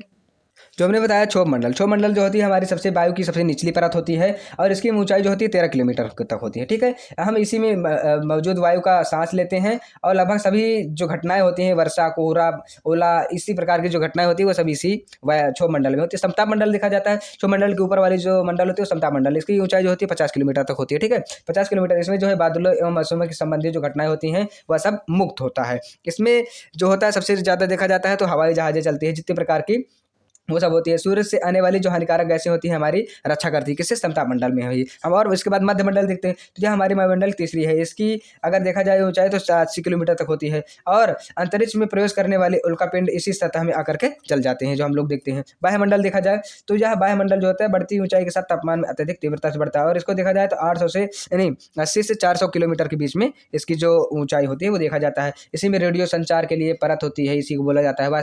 पृथ्वी से प्रसारित होने वाली जितने भी रेडियो तरंगे होती हैं पृथ्वी पर जो प्रसारित किया जाता है वो सब यहीं पास स्थापित किया जाता है। अब जैसे देखा जाए तो जो बहिर्मंडल है उसको विषय में, तो बहिर्मंडल हमारा अंतिम है, इसमें सबसे ऊपरी परत बहिर्मंडल है। और इसको देखा जाए तो जहाँ वायु की सबसे पतली परत होती है, बहुत ही पतली परत होती है, जो हल्की गैसें हैं, हीलियम जैसे हाइड्रोजन की। अब यहाँ से वायुमंडल से ही लेकर के हमारा जो पृथ्वी सूर्य तक का जो मंडल है वही हमारा वायुमंडल कहलाता है। जैसे हम लोग देखते हैं मौसम एवं जलवायु, तो जब हम आज वर्षा के विषय में जानते हैं, वर्षा देखते हैं कि वर्षा हो रही है, ये है जो है, तब उसी से हम लोगों को क्या पता चलता है मौसम का, कि आज वर्षा हो रहा है, आज का मौसम बहुत अच्छा है, आज बादल है। तो ये सब क्या होता है, हमको मौसम को वो दिखा देते हैं। जैसे हम देखते हैं कि मौसम जो होता है हर एक स्थल का अलग अलग होता है। जैसे आज हम यहाँ बैठे हुए हैं तो यहाँ का मौसम अभी बहुत ही शांत वातावरण की तरह है, या तो धूप खिली हुई है। कहीं और दूसरा देखा जाए तो वहाँ का क्या हो जाता है, मौसम बहुत ही दूसरे तरीके का हो सकता है, वहाँ पास या तो वर्षा हो रही होगी, घने कोहरा छाया होगा, इस प्रकार से हो सकता है। अब देखते हैं कि जो हम लोग दिन प्रतिदिन का बदलता हुआ देखते हैं वो पर्यावरण वो हमारा मौसम कहलाता है। लेकिन दीर्घ काल में किसी स्थान का औसत एवं उस स्थान का मौसम जो होती है वो जलवायु कहलाती है। जैसे एक जलवायु, जैसे प्रयागराज की जलवायु बहुत ठंडी चल रही है, अर्थात 1-2 महीने तक वो चलती रहेगी। या तो फिर देखा जाए कि जो हमारे मध्य प्रदेश का क्षेत्र है वहाँ पास थोड़ा सा गर्मी का मौसम चल रहा है, तो वो 1-2 महीने तक गर्मी का मौसम चलता रहेगा, वो जलवायु हो जाती है। और हम देखते हैं कि जो हमारा तापमान होता है, तापमान आज दिन प्रतिदिन जो हम लोग अनुभव करते हैं वायुमंडल के माध्यम से, वह तापमान हमको दिखाता है। अर्थात प्रतिदिन का तापमान अलग अलग हो सकता है। वायुमंडल का तापमान केवल दिन और रात में ही नहीं बदलता, बल्कि ऋतुओं के अनुसार भी बदल जाता है। जैसे शीत ऋतु के अनुसार अपेक्षा हमेशा ग्रीष्म ऋतु में क्या होता है, गर्म हो जाती है। आपतन जैसे एक महत्वपूर्ण कारक हो जाता है। आपतन जो होता है तापमान के वितरण को प्रभावित करता है। जैसे सूर्य से आने वाली जो ऊर्जा होती है, जिसे पृथ्वी रोक लेती है, अर्थात जैसे ये हमारी पृथ्वी है, इसमें जो सूर्य है, सूर्य से हमारी आई, इससे जो लौट कर जाती है, अर्थात वो तो परावर्तन के माध्यम से चली गई, लेकिन जितना पृथ्वी अपने पास रोक लेती है वही हमारा क्या हो जाती है, आतपन वही हो जाती है। ठीक है, आतपन सूर्य तप जिसको बोल दिया जाता है, इसको भी समझ लीजिए। यह मात्रा भूमध्य रेखा से ध्रुवों की ओर घटती है, इसलिए तापमान उसी प्रकार घटता है और बढ़ता जाता है।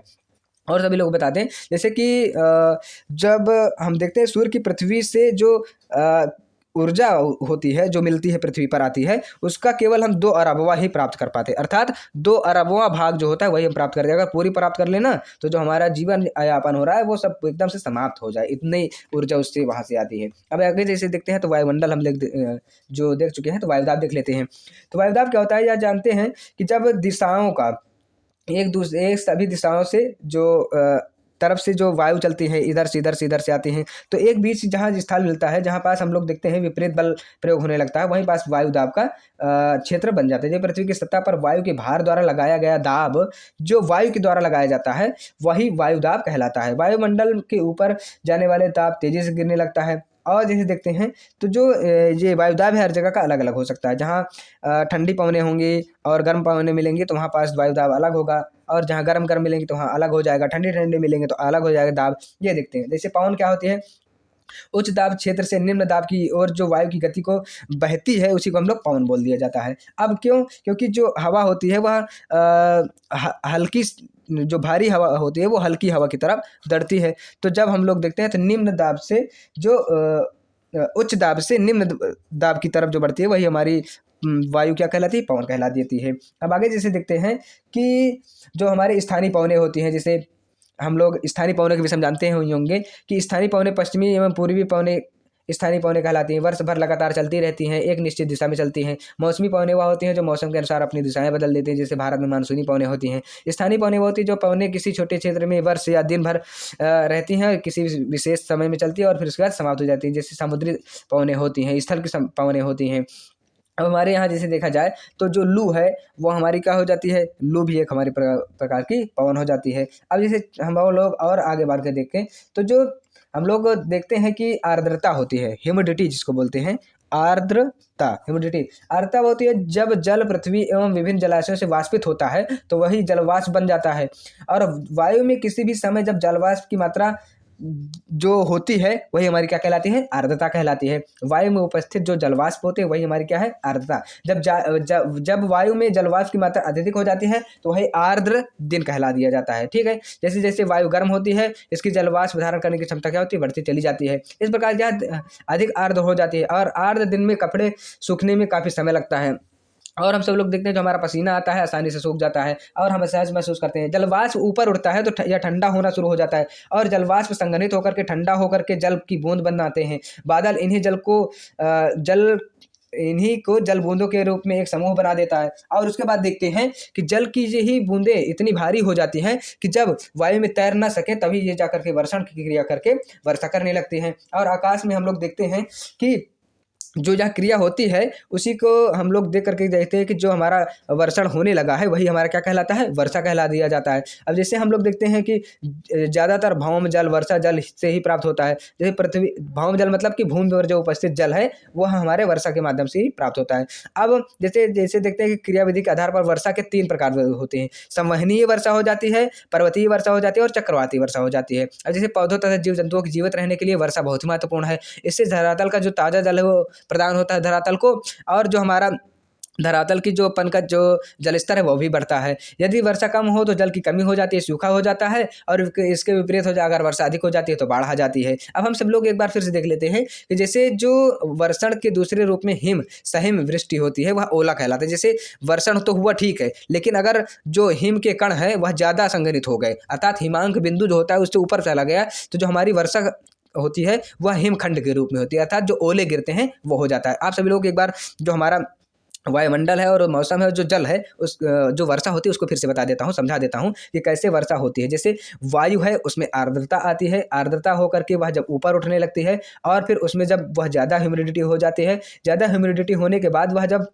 ऊपर जाना जब संघनित हो जाती है, ऊपर जा करके जल वाष्प संघनित होती है, संघनित होने के बाद जब वह जल बूंदों का निर्माण होने लगता है, जल बूंदें जब ज़्यादा हो जाती हैं इतने भारी कि वह अपने आप को एक स्थान पर नहीं रख पाती हैं, अर्थात तैर नहीं पाती हैं, तो वही जब हिमांक बिंदु पहुंचता है, हिमांक बिंदु के अगर नीचे रहता है तो वर्षण शुरू हो जाता है, हिमांक बिंदु के ऊपर हो जाता है तो भी वर्षण होता है। लेकिन जब हिमांक बिंदु के नीचे रहता है तो वह जल के रूप में आता है, और हिमांक बिंदु के ऊपर होकर के जब आता है तो वह किसके रूप में हो जाता है, हमारा अतिवृष्टि या तो ओला के रूप में हो जाता है। अब हम सभी लोग देखते हैं कि यही क्रियाएं जो हमारी जो जल का नीचे गिरना होता है वो वर्षण कहलाता है, और वही वर्षण के द्वारा जो क्रिया होती है वो हमारी क्या हो जाती है, वर्षा कहला दी जाती है। अब हम सभी लोग देखते हैं कि इसके विषय में जो हमारी महत्वपूर्ण शब्दावलियाँ थी, जैसे हम सभी लोग देखते हैं भूमंडलीय ताप, भूमंडलीय ताप, भूमंडलीय ताप क्या होती है, जैसे ग्लोबल वार्मिंग बोल दिया जाता है। ग्लोबल वार्मिंग वह हो जाती है जब ऊष्मा के द्वारा पृथ्वी का तापमान बहुत तेजी से बढ़ने लगता है, या प्रत्येक स्थल का जो तापमान होता है वो बढ़ने लगता है, वही क्या हो जाती है, भूमंडलीय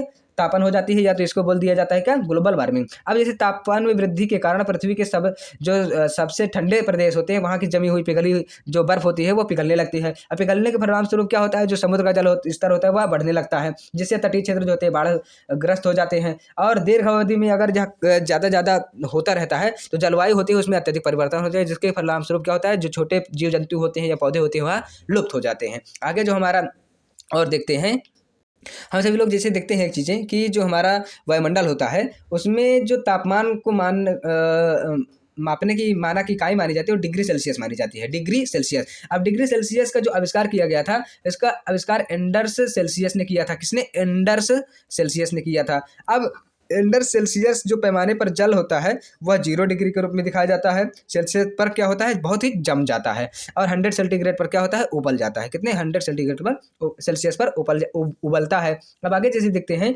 कि जो पवन का नाम उसके आने की दिशा के आधार पर निर्धारित होता है, जो पवनें हम लोग पढ़ चुके हैं, ठीक है, आने की दिशा के आधार पर, जैसे आने वाली पवन क्या है, पश्चिमी पछुआ पवन कहलाती है, ठीक है, इसी के आधार पर। अब और आगे हम लोग जैसे चक्रवाती प्रदेश होते हैं वो होते हैं, तो हमारे यहाँ जैसे बहुत से बार चक्रवात आए, जैसे 1999 में भी एक चक्रवात आया था, और आसपास के हर प्रत्येक मौसम में हम देखते हैं कि चक्रवात आने ही लगते हैं। और एक चीज़ और दिखा देते हैं, वायुदाब की जो पेटियाँ होती हैं, आप सभी लोग इसको देखिए, जैसे हम लोग देखते हैं भूमंडलीय निम्न दाब डोलड्रम जैसे बोला जाता है। उसके बाद देखते हैं उत्तरवर्ती व्यापारिक पवनें बोल दिया, वो पोस्ट उच्च दाब को हर्ष अक्षांश सनातन पछुआ पवन हो जाते हैं। अधो ध्रुवीय निम्न दाब हो जाता है, ध्रुवीय पूर्वी पवन हो जाती है, उच्च दाब हो जाता है। अब नीचे जैसे देखते हैं दक्षिण पूर्वी व्यापारिक पवनें, पोस्ट उच्च दाब हर्ष अक्षांश, फिर जो हमारे जो होता है सनातन पछुआ पवनें, फिर अधो ध्रुवीय निम्न दाब, ध्रुवीय पूर्वी पवन और उच्च दाब। इसके जो हमारे जो 90 उत्तरी अक्षांश, 60 उत्तरी, 35 23 23.5, फिर 0 डिग्री, फिर 23.5 डिग्री, फिर दक्षिणी 30 डिग्री दक्षिणी, 35 डिग्री 60 डिग्री दक्षिणी और 90 डिग्री। इसको हम लोगों ने पढ़ भी चुका है अपने जो पुरानी वाली कक्षा 6 में, उसकी जो किताब थी उसमें हमने बता दिया है। उसके विषय में थोड़ा सा आप सभी लोग जानकारी अगर करना चाहें तो वहाँ जा करके अपना कर सकते हैं।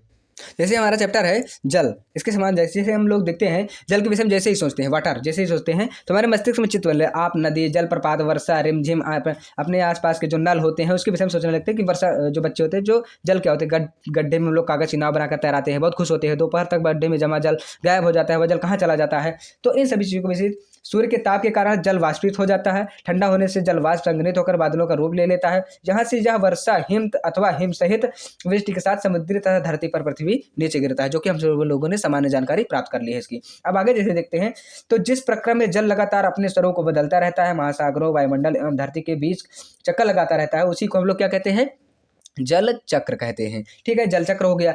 अब इसी में जब हम सब लोग देखते हैं जो हमारी पृथ्वी है वह थलशाला के समान है, जैसे हमारी जो पृथ्वी हो गई इसी में थलशाला अर्थात इसी में जल क्या है, विद्यमान है। अब हम लोग देखते हैं जो जल शताब्दियों पूर्व उपस्थित था वही आज भी मौजूद है, हमेशा मौजूद भी रहेगा। जल का प्रयोग आज हम देखते हैं कि सिंचाई के रूप में करते हैं और सैकड़ों वर्ष से अमेज़न जैसे नदियों में बहता भी रहता है। हम लोग पीने के लिए करते हैं, अपने उद्योग धंधों में उपयोग करते हैं। तो देखते हैं कि जो हमारी जल है वो क्या है, हमारा जल का बहुत ही ज़्यादा वितरण है। अब जिसे हम लोग देखते हैं जो जल होता है वो लवण जल मुख्य रूप से स्रोत जो है नदी, तालाब, सोते जो गोते होते हैं हिमनद होते हैं। महासागरों एवं समुद्रों का जल लवणीय होता है। इसमें अधिकांश नमक, सोडियम क्लोराइड या खाने में उपयोग किए जाने वाला नमक होता है, किसमें जो जल होता है। आप सब लोग जैसे बता दें थोड़ा सा कि एक चित्र देख लीजिए और उसमें देखिए कि क्या आप सभी लोगों को कुछ जानकारियाँ प्राप्त हो रही हैं जो नदियों के विषय में या समुद्रों के विषय में या महासागरों के विषय में। देखिए आप सभी लोग देख सकते हैं कि जैसे इसमें हम लोग देखते हैं उत्तरी अमेरिका, दक्षिणी अमेरिका, अफ्रीका, एशिया, ये हमारा भारत हो गया, उसके बाद ऑस्ट्रेलिया हो गया और इसी प्रकार से हम सब लोग पूरा देखते हैं। तो यहाँ पास जो नदियाँ हैं आर्कटिक, जैसे अब हम सब प्रशांत महासागर, उत्तरी अटलांटिक महासागर, दक्षिणी अटलांटिक महासागर, हिंद महासागर, प्रशांत महासागर जो इधर का पूरे का, और आर्कटिक महासागर, ये सब चीज़ें दक्षिणी महासागर जो हमारा पूरा देखते रहते हैं। तो इससे हम जब लोग देखते हैं कि जो ये है हमारा, यह क्या है, विश्व की प्रमुख जो समुद्र हैं, झीलें हैं एवं नदियां हैं, इसमें पूरे हम सब लोगों को दिखाई जाती है। जैसे यहाँ पास देखा जाए तो दक्षिण अमेरिका में अमेजन नदी है, ये कैरिबियन सागर हो जाता है, यहाँ साल्ट लेक सिटी है, यहाँ पास ये ग्रेट बियर झील है। आप सभी लोग इसको अच्छे तरीके से देख लीजिएगा, समझ लीजिएगा। मैं इसको थोड़ा सा जूम करके आप लोगों को दिखा देता हूँ और आप लोग अच्छे तरीके से इसको देख लीजिए। देखिए जैसे ये हो गया, अब आप सभी लोगों को और दिखा देता हूँ। ये देखिए पूरा अच्छे तरीके से इसको देख लीजिए।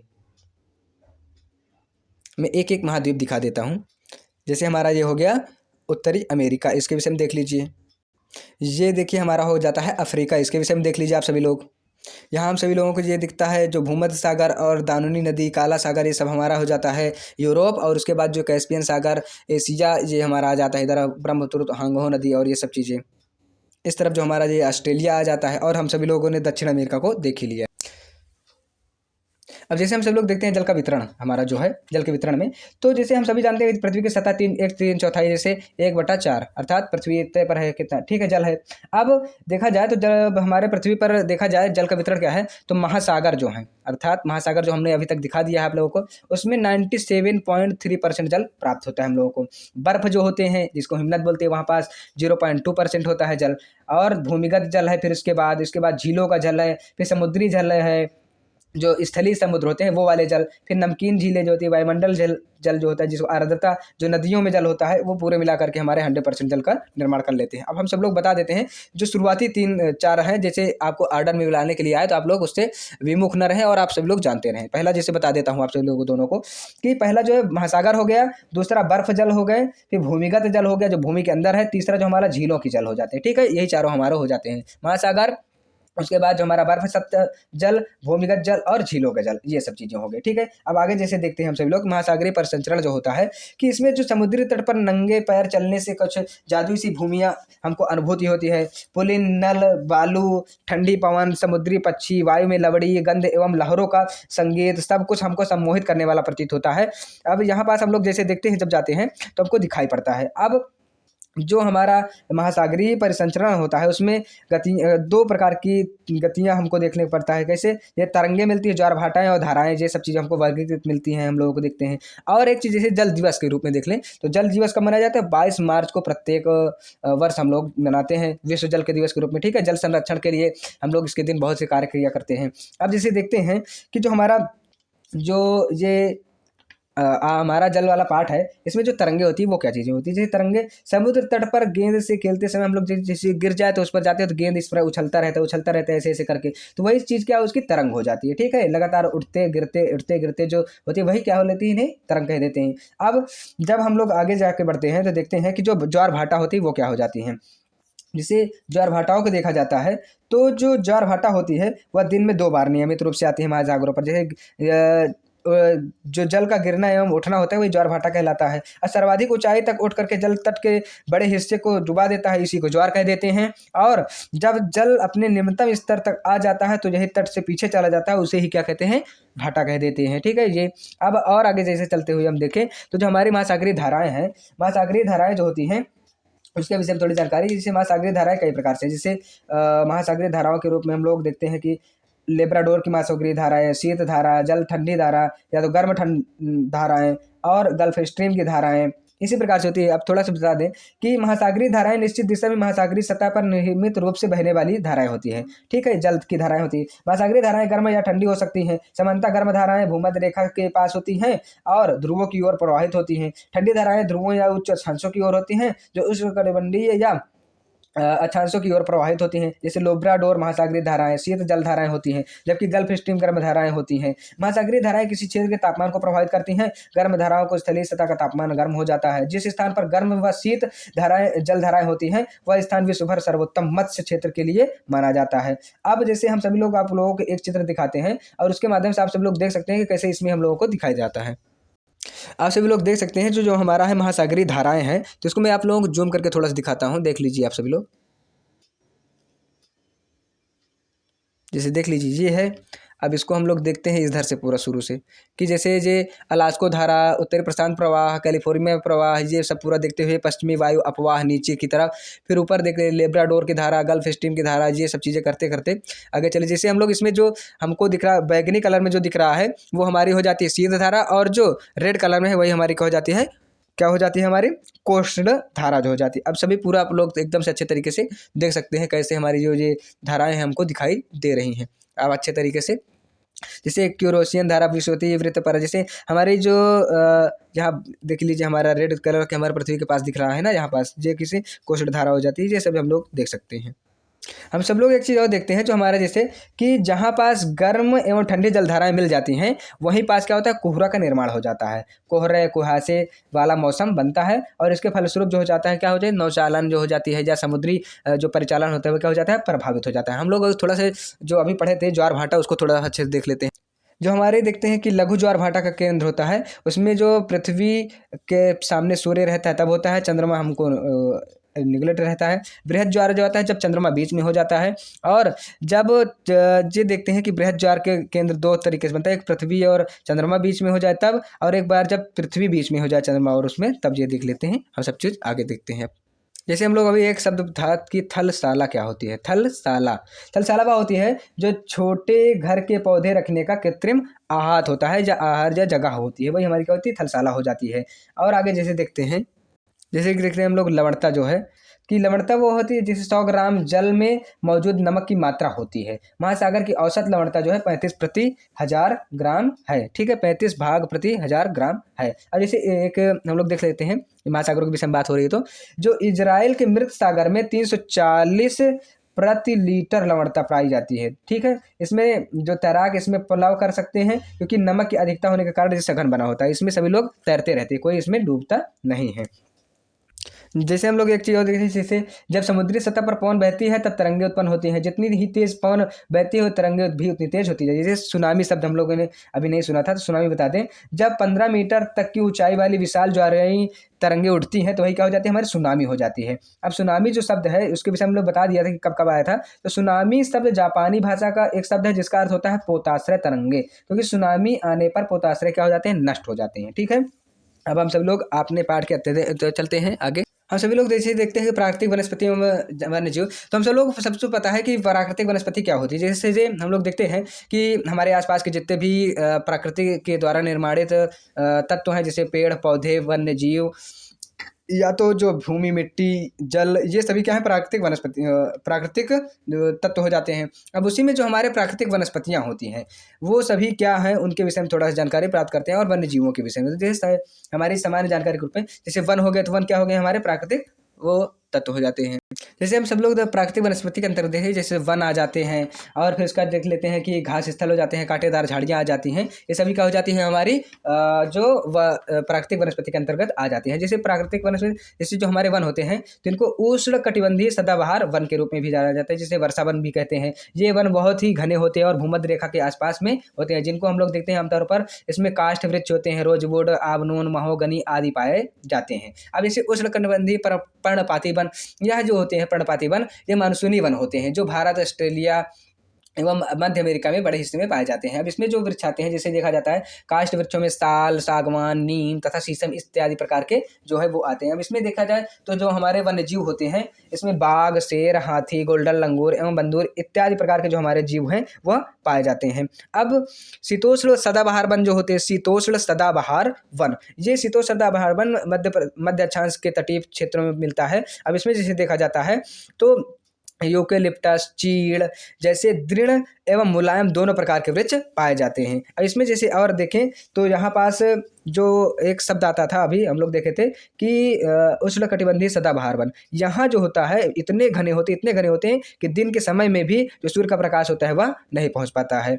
और एक शब्द बोलते जैसे एनाकोंडा विश्व का सबसे बड़ा सांप है, उष्णकटिबंधीय वर्षा वन में पाया जाता है। और मगर जैसे बड़े जानवर को मारकर खा जाता है, मगरमच्छ जो होता है वो। जैसे भारत में शीतोष्ण सदाबहार वन जो होते हैं वो पर्णपाती वन वह बहुत ही अत्यधिक मिलते हैं और भारत में अत्यधिक प्रकार से वन मिलते हैं, इसके विषय में देखा जाता है। अभी तक हम लोगों ने 3 प्रकार के वनों की बात की है। अब इसके बाद चौथा जैसे है शीतोष्ण पर्णपाती वन, अर्थात उच्च अक्षांश की ओर बढ़ने पर अधिक शीतोष्ण पर्णपाती वन पाए जाते हैं। जैसे न्यूजीलैंड, चीन, चिली, पश्चिमी यूरोप तटीय प्रदेशों में पाई जाती हैं। जैसे यह जो वृक्ष होते हैं बांज के, ऐस के, बीज के, इस प्रकार के वृक्ष इसमें जो वृक्ष पाए जाते हैं। और यहाँ हिरण, लोमड़ी, भेड़िए इत्यादि प्रकार के आम जानवर मिलते हैं। जिससे फिजियल तथा मोनाल जैसे पक्षी भी यहाँ पाए जाते हैं।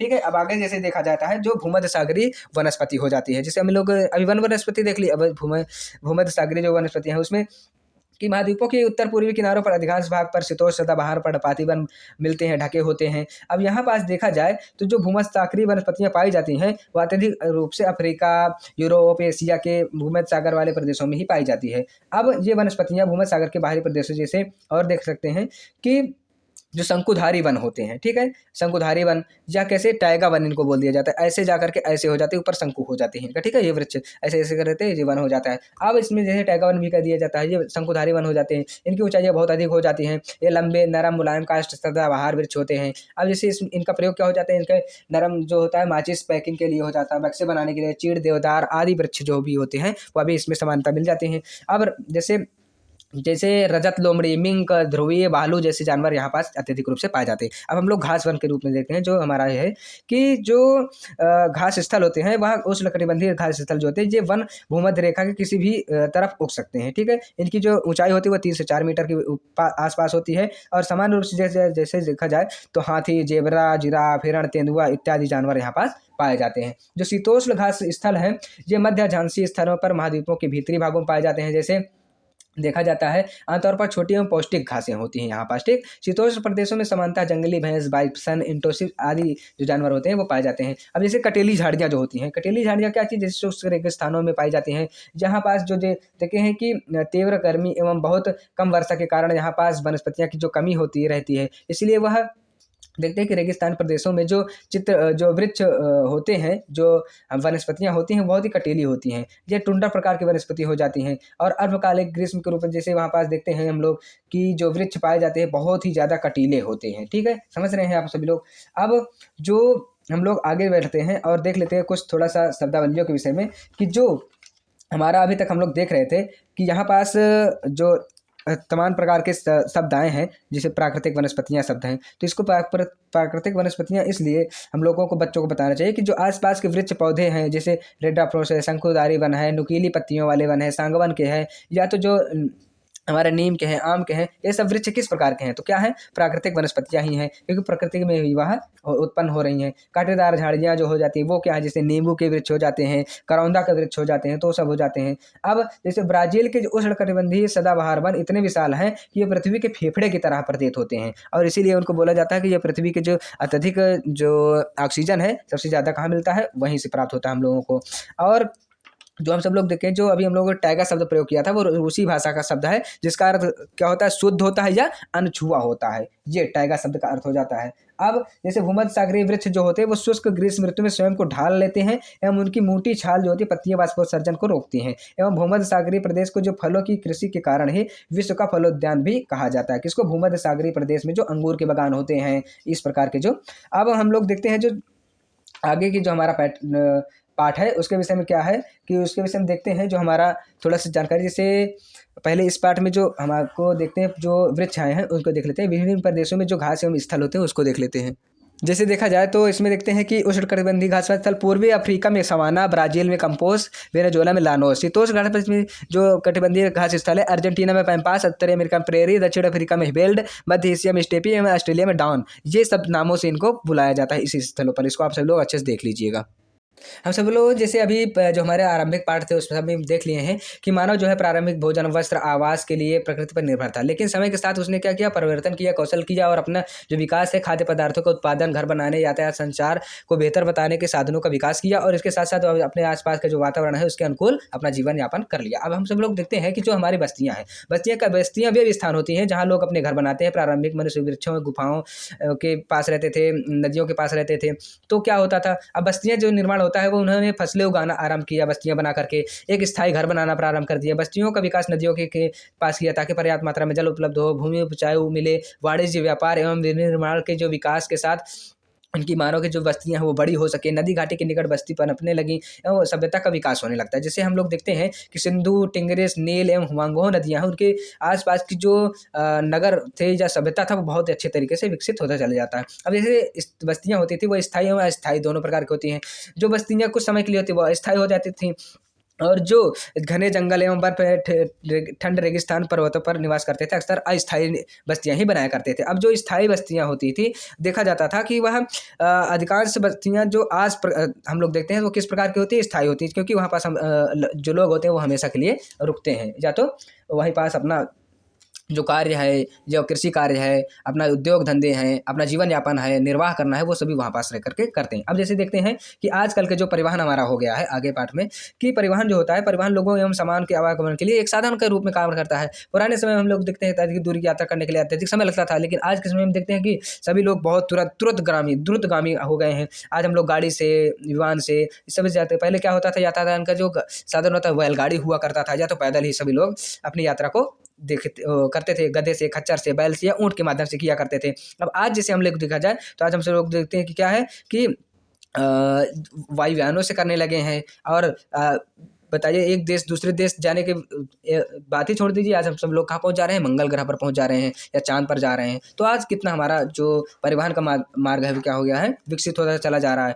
अब आगे जैसे देखते हैं जो परिवहन मार्ग है उसमें जो सड़क मार्ग होता है, सड़क मार्ग क्या है, या कम दूरी से सबसे अधिक उपयोग किया जाने वाला मार्ग होता है जो सड़क होता है यही। अब ये दो प्रकार, कच्ची एवं पक्की दोनों प्रकार की होती हैं। जैसे मैदानी क्षेत्रों में जो सड़कों का घना जाल बिछा होता है वो देखते हैं वो कच्चे प्रकार से ज़्यादा तक होता है। फिर उसके बाद जब बड़े बड़े मार्ग बनने लगते हैं तो वो जो होते हैं वो पक्के मार्ग बन जाते हैं। अब आगे जैसे देखते हैं तो रेल मार्ग हम लोग देखते हैं। रेल मार्ग जो होते हैं वह तीव्रता से कम एवं खर्च में हमको बहुत दूरी तक जो हमारी यात्रा है उसको करवा देते हैं। इससे हम जो लोग देखते हैं कि जैसे हमारा जो सामान की लागत है वो यात्रा के लिए हमारा जो किराया है वो कम लग जाता है। इसमें जैसे वाष्प के इंजन की खोज औद्योगिक क्रांति ने, मतलब जैसे जेम्स वाट ने जिसको खोज किया था वाष्प जो इसका रेल इंजन के प्रयोग के लिए, तो इससे जो होता है हमारा औद्योगिक विकास बहुत तेजी से होने लगा। फिर डीजल एवं विद्युत से जो हमारा वास चलने लगे। फिर सुपर फास्ट रेलगाड़ियाँ आज के समय में जैसे चलती हैं। अब देखते हैं कि रेल मार्ग जो हमारा हुआ है वो हमारे प्रौद्योगिकी कौशल को बहुत ही दुर्गम पहाड़ियों तक पहुँचा दिया है। इसके माध्यम से हम लोग देखते हैं जो हमारा विकसित है वह बहुत ही अच्छे तरीके से होता चला जा रहा है, जिससे हमारा जो विकास है, औद्योगिक विकास है और सर्वांगीण विकास है हमारे आसपास का, वो होता चला जा रहा है। इससे हम बच्चों को सिखा सकते हैं कि कैसे हमारा जो आरंभिक मानव से लेकर के आज का जो वर्तमान मानव है कैसे हम लोग अपना विकास करते चले गए। अब जैसे देखिए जल मार्ग जो होता है, जल मार्ग वह होता है जिसमें हम देखते हैं कि मानव नदियों के पास में रहता था, तो समुद्र के पास में रहता था, उसमें नाव बना करके उससे से चलता था। अब ये अधिक दूरी एवं भार जो पुराने समय में था तो प्राचीन काल में या अंतर्देशीय जल मार्ग एवं समुद्री मार्ग के रूप में दो प्रकार से देखते थे। अंतर्देशीय वह जो नदियों के माध्यम से होता था और समुद्री मार्ग वो जो दूसरे देशों तक पहुंचने के लिए होता था। इन सभी प्रकारों से हम देखते हैं जल मार्ग को। वायु मार्ग जैसे हो जाता है 20वीं सदी में, हम लोग अभी तक देखते हैं कि वायु मार्ग का प्रयोग कब से शुरू होता है, 20वीं मार्ग में। अब इस मार्ग का प्रयोग बहुत तीव्र गति से बढ़ रहा है। इससे ईंधन की लागत भी अधिक होने के कारण सर्वाधिक महंगा साधन हो जाता है। यह वायु जो यातायात होता है खराब मौसम के समय, कोहरे एवं तूफान के समय प्रभावित भी हो जाता है। अब देखते हैं कि यह एक ऐसा साधन है जो सर्वाधिक दुर्गम एवं द्रोही स्थानों तक पहुंच सकता है। एक ऐसा है जैसे हमको पहाड़ों पर चढ़ना है तो बहुत आसानी से चढ़ पहुंच जाते हैं। वहाँ पास जैसे जहाँ से सड़क एवं रेल मार्ग नहीं पहुँच सकते हैं, बना सकते हैं, उससे हम हेलीकॉप्टर के माध्यम से वहाँ तक पहुँच सकते हैं। और भोजन, जल, कपड़े एवं दवाओं की हवाई के माध्यम से हम लोग क्या करते हैं, पहुँचा सकते हैं। जैसे हमारे यहाँ देखा जाता है कि दिल्ली, मुंबई और दूसरे देशों में लंदन, पेरिस, फ्रांस या काहिरा या दोहा, इस सभी जगहों पर क्या है, कतर, इन सभी जगहों पर क्या है, जो वायुयान के या मतलब कि हम लोग देखें जो हमारा वायु मार्ग है उसके सेंटर स्थापित हैं, या तो वहाँ पास उनके जो है देखते हैं हम सभी लोग कि जो जंक्शन है उसके बनाए गए हैं। अब संचार का जो माध्यम होता है उसमें भी हम देख लें तो संचार दूसरों के पास तक सूचना भेजने का एक बहुत बढ़िया प्रक्रिया है, ठीक है, पहुँचाने की प्रक्रिया। तकनीकी विकास के साथ मानव को संचार एवं नए नए तीव्र साधनों का विकास करना बहुत जरूरी था उसके विकास के लिए। अब जैसे आज संचार के माध्यम से हम लोग एक जो सूचना देखते हैं कि सूचना की क्रांति आ जाती है, और सूचना प्रदान करने के लिए, मनोरंजन करने के लिए, अपने आसपास के पड़ोस की जानकारियाँ प्राप्त करने के लिए हम लोग क्या करते हैं, इसी के माध्यम से समाचार पत्र, रेडियो, टेलीविजन के माध्यम से हम लोग इसको देख सकते हैं, संचार प्राप्त करते हैं। इन्हीं को हम लोग क्या करते हैं, जनसंपर्क के माध्यम से ही हम अपने जो कार्यों को आसानी से सुदृढ़ करते चले जा रहे हैं। आज के समय में देखते हैं तेल की खोज, वनों का सर्वेक्षण, भूमिगत जल, खनिज संपदा, मौसम पूर्वानुमान एवं आपदा पूर्व चेतावनी, ये सभी क्या है, संचार के माध्यम से हम लोगों को आज बहुत ही सुगम होता चला जा रहा है। और हम सभी लोग जैसे आगे देखते हैं तो जो हमारे पाठ में आए हुए महत्वपूर्ण शब्द हैं उनको देखते हैं।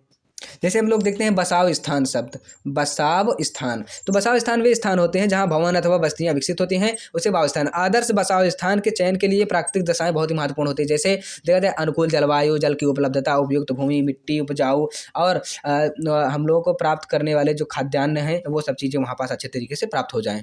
एक शब्द आता है ऋतु प्रवास। ऋतु प्रवास वो होता है जहाँ लोगों के मौसमी आवागमन को ऋतु प्रवास कहते हैं। जो लोग पशु पालते हैं और मौसम में परिवर्तन के अनुसार नए चारागाहों की खोज में निकलते हैं, वही मौसम पर जो हमारा क्या कहलाता है, प्रवास कहलाता है। हम सभी लोग एक शब्द देखते हैं इग्नू। इग्नू वह होता है जो हम लोग देखते हैं कि बर्फ पर घर बना करके जो आवास करते हैं उसी को हम लोग क्या कहते हैं, इग्नू कहते हैं। ये परिवहन के माध्यम से देखा जाए, परिवहन के उन साधनों का हम लोग सूची बनाते हैं और जानते हैं कि जैसे हम लोग स्कूल जाते हैं तो किससे, साइकिल से जाते हैं, पैदल जाते हैं, गाड़ी से जाते हैं, मोटर वाहन से जाते हैं, या दूसरे देश जाते हैं तो कैसे जाते हैं, हम लोग जाते हैं तो वायुयान से जाते हैं या तो समुद्री मार्ग के माध्यम से जाते हैं।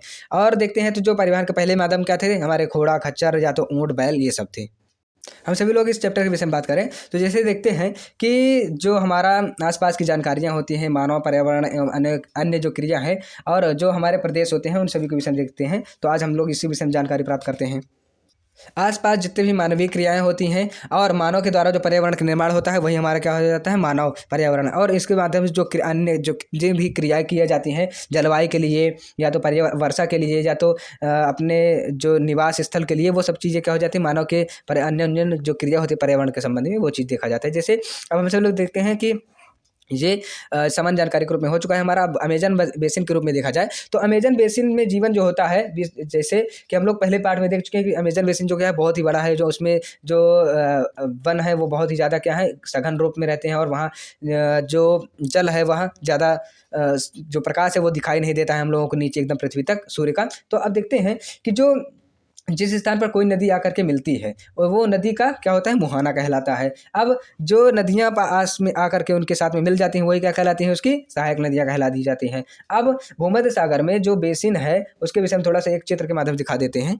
आज सभी लोग देख सकते हैं कि ये जो अमेजन बेसिन है इसमें वेनेजुएला, कोलंबिया, ये सब देश हैं। इसकी जो नदियाँ देखते हैं, जैसे देखिए इसमें हम लोग अमेजन नदी मिलती है, मेडिटेरेनियन नदी मिल जाती है, और जितनी भी इसकी नदियाँ सहायक हैं वो सभी मिल जाती हैं, ठीक है। ये पूरे देखा हम लोग देख सकते हैं क्या है, अमेजन बेसिन। अच्छे तरीके से आप सब लोग देख लीजिए। आगे देखा जाए तो जो हमारा जलवायु है, जलवायु क्या होता है, हर एक स्थल का जो है जलवायु बदलता रहता है। उच्च तापमान, उच्च आर्द्रता या अति तापमान होता है, तो हर जगह क्या हो जाता है, तापमान जो होता है कम ज़्यादा होता रहता है। हर जगह की आर्द्रता जो होती है बदलती रहती है। तो जो जलवायु होता है प्रत्येक स्थल का बदलती रहती है। जैसे पूरे वर्ष जहाँ पास अगर जो हमारा भूमध्य सागरीय प्रदेश होते हैं वहाँ के क्या हो जाएंगे, पूरे वर्ष का होता रहेगा, गर्मी रहेगी, या तो वहाँ पास का जो जलवायु होगा वो हमारा क्या होगा, गर्म जलवायु रहेगी। अब इसी प्रकार से देखते हैं कि जो हमारे देश की जलवायु होती है उसमें किस प्रकार से विभिन्नता पाई जाती है। तो हमारा जैसे अभी उत्तरी तरफ देखा जाए, उत्तर क्षेत्र की तरफ तो जलवायु दूसरा रहता है, पूर्व की तरफ देखा जाए तो दूसरा रहता है। अब दक्षिण की तरफ देखें तो हमेशा एक सदा हुआ और संतुलित जो हमारा होता है, दक्षिण की तरफ क्या होता है, जलवायु निर्माण हमेशा रहता है। आगे जैसे देखते हैं तो वर्षा वन के विषय में, तो वर्षा वन में जो होता है अत्यधिक वर्षा के कारण जहाँ की भूमि सघन वन उग जाते हैं और वन इतने सघन होते हैं कि यहाँ की पत्तियां शाखाएं छत सी बना लेते हैं और सूर्य का प्रकाश जो होता है जो धरातल तक नहीं पहुँच पाता है। वहीं पास हम लोग देखते हैं कि वर्षा की जो के माध्यम से जो वनस्पतियां उगती हैं बहुत ही ज़्यादा छायादार होती हैं और परजीवी जीवों के लिए जो है बहुत ही सहायक होती हैं। अब वर्षा वन में जो प्राणी जगत की जो मात्रा होती है बहुत ही ज़्यादा होती है। जैसे टूकन, गुंजन, पक्षी, रंगीन पक्षी और जितने भी प्रकार के जीव होते हैं वह हमको दिखाई पड़ते हैं। और जो हमारा वर्षा वन होते हैं वह क्या होते हैं, जीव जो हमारा जैव मंडल होता है और जैव विविधता का हॉट स्पॉट होते हैं, केंद्र होते हैं ये सभी हमारे। अब आगे जैसे देखते हैं जो वर्षा वन के निवासी होते हैं उनका जीवन यापन कैसे होता है। वर्षा वन के जो छोटे लोग जो वन होते हैं वहाँ छोटे छोटे से क्षेत्र बन जाते हैं वर्षा के। अब वहाँ पास देखते हैं कि लोग वृक्षों को काट करके और जो पुरुष वर्ग होता है वो शिकार करके घर एक बना लेते हैं, वहाँ पास जानवरों को लाते हैं, वहाँ पास खाते हैं, मछलियाँ पकड़ते हैं, अपना जीवन यापन धीरे धीरे करते रहते हैं वर्षा वन के जो निवासी होते हैं। यहाँ पास देखा जाता है कि जो फसलों के मुख्य प्रकार होते हैं और मुख्यतः देखते हैं अनानास, शकरकंद या तो फिर ऐसी वस्तुओं का उत्पादन करते हैं जो जमीन के अंदर होती हैं, क्योंकि ऊपर की जो उनकी वर्षा वन के कारण वर्षा के कारण क्या हो जाएंगी, खराब हो जाती हैं, ज़्यादा वर्षा होती रहती है तो नीचे।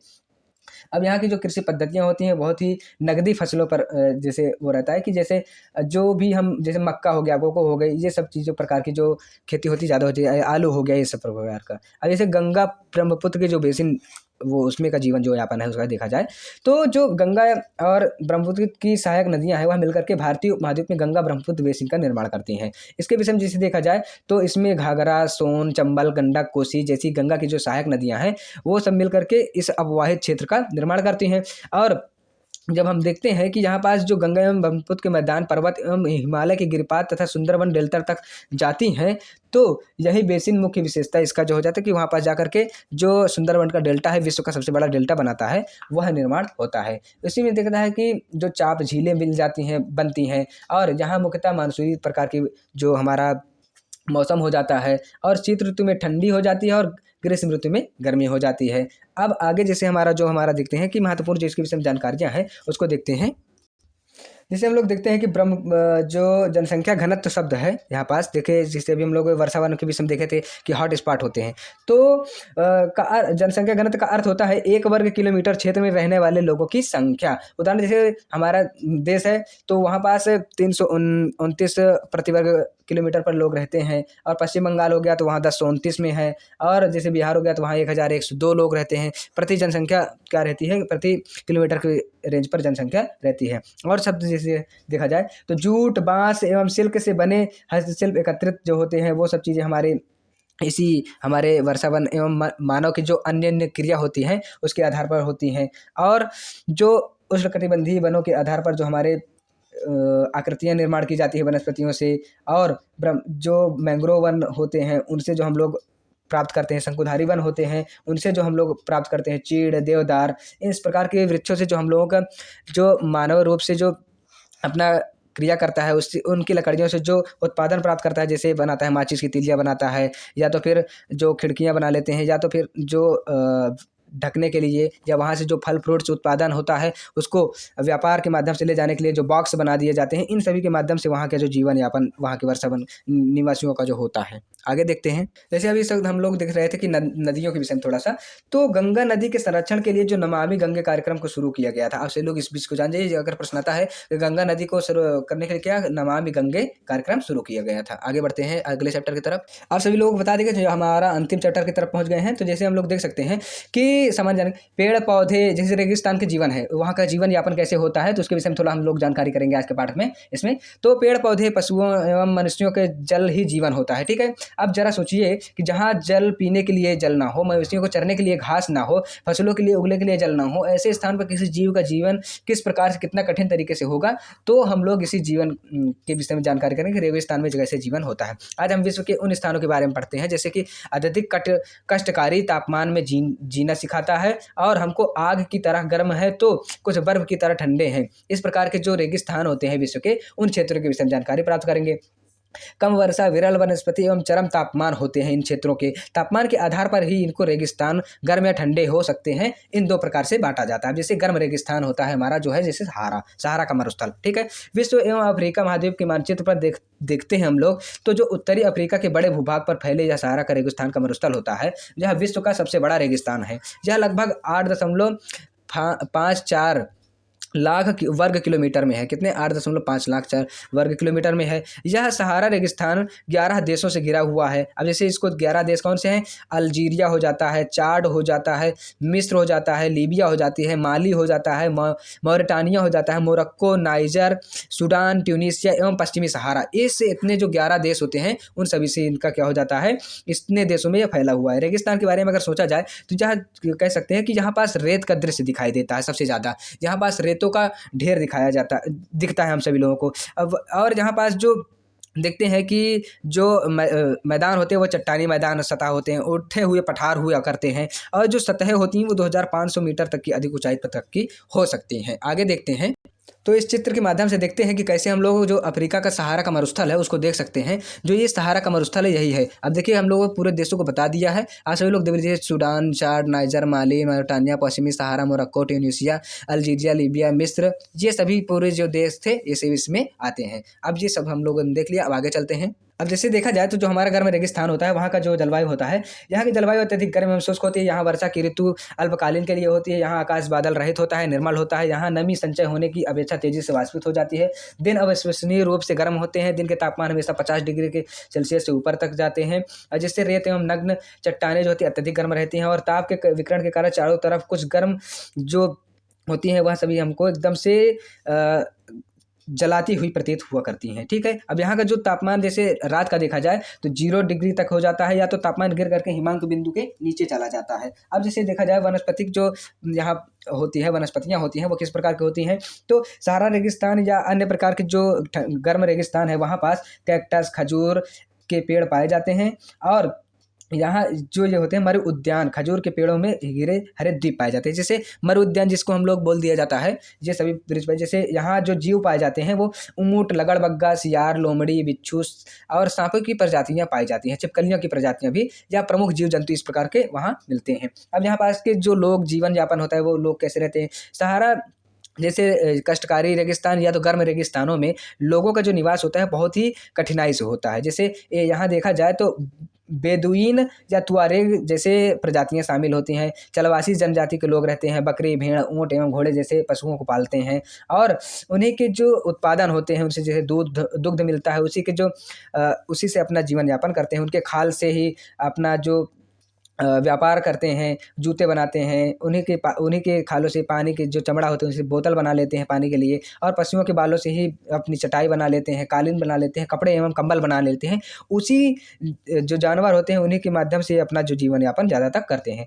धूल भरी आंधियाँ एवं गर्म वायु से बचने के लिए ये लोग भारी वस्त्र पहनते हैं। जैसे हम लोग देखते हैं ऊनी वस्त्र की तरफ में वहाँ नहीं रहता है, लेकिन ऊन की जैसे हम लोगों को दिखता रहता है कि भारी वस्त्र वो रहता है। अब जैसे इन सभी स्थानों पर देखा जाए तो जो तेल की खोज होती है वो सबसे अत्यधिक हो जाती है, क्योंकि यहाँ पास जो होता है जो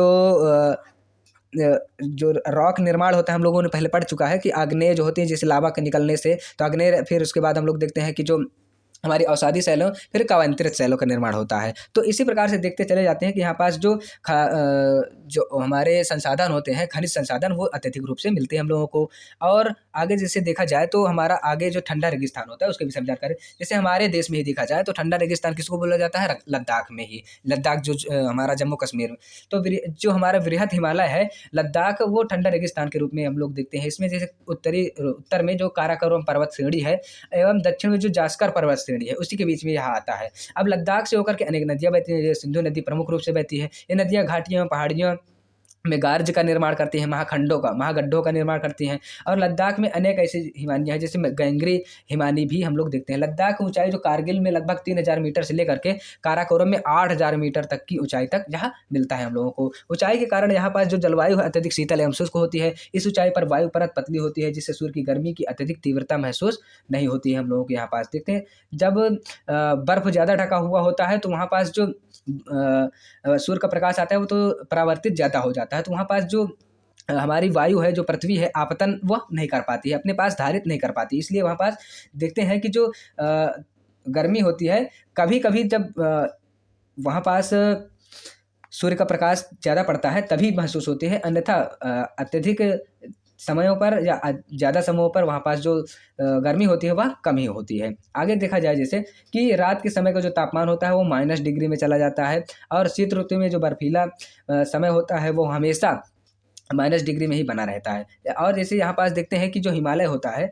वह हमेशा वृष्ट छाया क्षेत्र के रूप में ही जाना जाता है, क्योंकि एक तरफ हमेशा वर्षा होती रहती है और एक तरफ क्या होता है कि बर्फ ही ढका रहता है। तो वृष्ट छाया प्रदेश के रूप में वहाँ पास वर्षा क्योंकि बहुत ही कम होती है एक तरफ, ठीक है ना। अब मुश्किल से क्या होता, बोला जाता है कि जो थोड़ा-थोड़ा 10 सेंटीमीटर के रूप में, 5 सेंटीमीटर के रूप में वहाँ पास वर्षा होती है। यह क्षेत्र बर्फीली हवाओं एवं तेज चलने वाले सूर्य तप का बहुत अनुभव करते हैं। अब जैसे देखा जाता है तो यहाँ पास का जो वानस्पतिक प्रजातियाँ किस प्रकार की हैं और कैसे होते हैं, प्राणी कैसे होते हैं। यहाँ पास जो देखा जाता है बहुत ही विरल वनस्पतियाँ पाई जाती हैं, और जानवरों के चरने के लिए घासें भी नहीं रहती हैं, छोटी झाड़ियाँ होती हैं। इसीलिए यहाँ पास जो होते हैं जो सरपत होते हैं या पारप्लन होते हैं के उपवन देखे जा सकते हैं। ग्रीष्म ऋतु में सेब, खुबानी, अखरोट जैसे पेड़ पल्लवित होते हैं। लद्दाख में पक्षियों की विभिन्न प्रजातियाँ पाई जाती हैं, राबिन, रेड स्टार्म, तिब्बती स्नॉक ऑक, रेवेन एवं हूप जैसे यहाँ पास पक्षियाँ असामान्य रूप से देखे जाते हैं। कुछ प्रवासी पक्षी भी आते हैं जैसे लद्दाख में। और लद्दाख के जो पशु होते हैं, जंगली बकरी, जंगली भेड़, यास्क एवं विशेष प्रकार के कुत्ते आदि पाए जाते हैं। पशुओं को तो जो वहाँ पास मांस होता है, खाल होता है, उसी से उनका जो उसी के लिए उनको पाला जाता है, जिससे उनका जीवन यापन हो सके। अब आगे जैसे देखते हैं यहाँ के जो लोग होते हैं, जैसे लद्दाख और तिब्बत तथा मध्य एशिया के मध्य एशिया में जो तिब्बती मध्य एशिया के निवासी जो होते हैं वो लोग वहाँ पास जैसे बौद्ध मठ में अपने परंपरागत गोपा के साथ स्थित रहते हैं। हेमिस थिकसे से एवं लामायुरी प्रसिद्ध मठ वहाँ पास देखने को मिलता है। ग्रीष्म ऋतु के यहाँ पास जो लोग रहते हैं वो जौ, आलू, मटर, सेम एवं शलजम की खेती करते हैं। इसके बाद जैसे देखा जाता है यहाँ शीत ऋतु में जलवायु जो होती है इतनी कष्टकारी होती है कि धार्मिक अनुष्ठान एवं उत्सव जो है अपने आप को करने के लिए नहीं हो पाते हैं। अब ये देखते हैं कि यहाँ पास की जो व्यवसाय होता है वह बहुत ही अच्छे तरीके से होता है, जैसे क्योंकि यहाँ पास ये जो क्षेत्र होते हैं ये पर्यटन के लिए बहुत ही ज़्यादा मुख्य रूप से क्रियाकलाप के लिए होते हैं। देश विदेश से अनेक पर्यटक आते हैं पर्यटन के लिए। यहाँ पास बहुत ही दर्शनीय रमणीय स्थल होते हैं, आकर्षण का केंद्र होते हैं। यहाँ घास के मैदान और जो हिमनद होते हैं वह बहुत ही अच्छे तरीके से लोगों को रमणीय तरीके से दिखते हैं और उनके जो आकर्षण का केंद्र बने रहते हैं। यहाँ पास देखा जाता है आधुनिकीकरण के फलस्वरूप भी यहाँ पास जो जनजीवन है बहुत ही परिवर्तनशील रहा है। जैसे यहाँ के जो लोग होते हैं बहुत ही जल एवं ईंधन जैसे संसाधनों की कमी के कारण ये आवश्यकता अनुसार व्ययिता से सिद्धांत पर चलते हैं और कम संसाधन में अपने आप को जीवन यापन करने के लिए विषय में जानते हैं। अब हम लोग इस पार्ट के कुछ महत्वपूर्ण जानकारियों को जानते हैं। जैसे हम सब लोग रेगिस्तान देखते हैं तो रेगिस्तान यह एक शुष्क प्रदेश होता है जिसकी विशेषता अत्यधिक उच्च तथा निम्न तापमान, विरल वनस्पति, ये सभी चीज़ इसकी विशेषता होती हैं। जैसे हम सब लोग बता दें आपको कि सहारा के अल्जीरिया जो क्षेत्र है जो त्रिपोली लीबिया के दक्षिणी भाग में स्थित है, यहाँ का सबसे अधिकतम तापमान 1922 में 57.7 सेल्सियस दर्ज किया गया था। आप सभी लोग समझ लीजिए इतना ज़्यादा मतलब कि गर्म स्थान था वो। अब ऐसे वैज्ञानिकों का यहाँ कहना है कि मछलियों के जो कंकाल हैं वह भी मिलते हैं। तो कैसे मिलते हैं? क्योंकि यहाँ पास जो तालाब थे वह सूख चुके थे इसकी वजह से। किसमें? रेगिस्तानों में।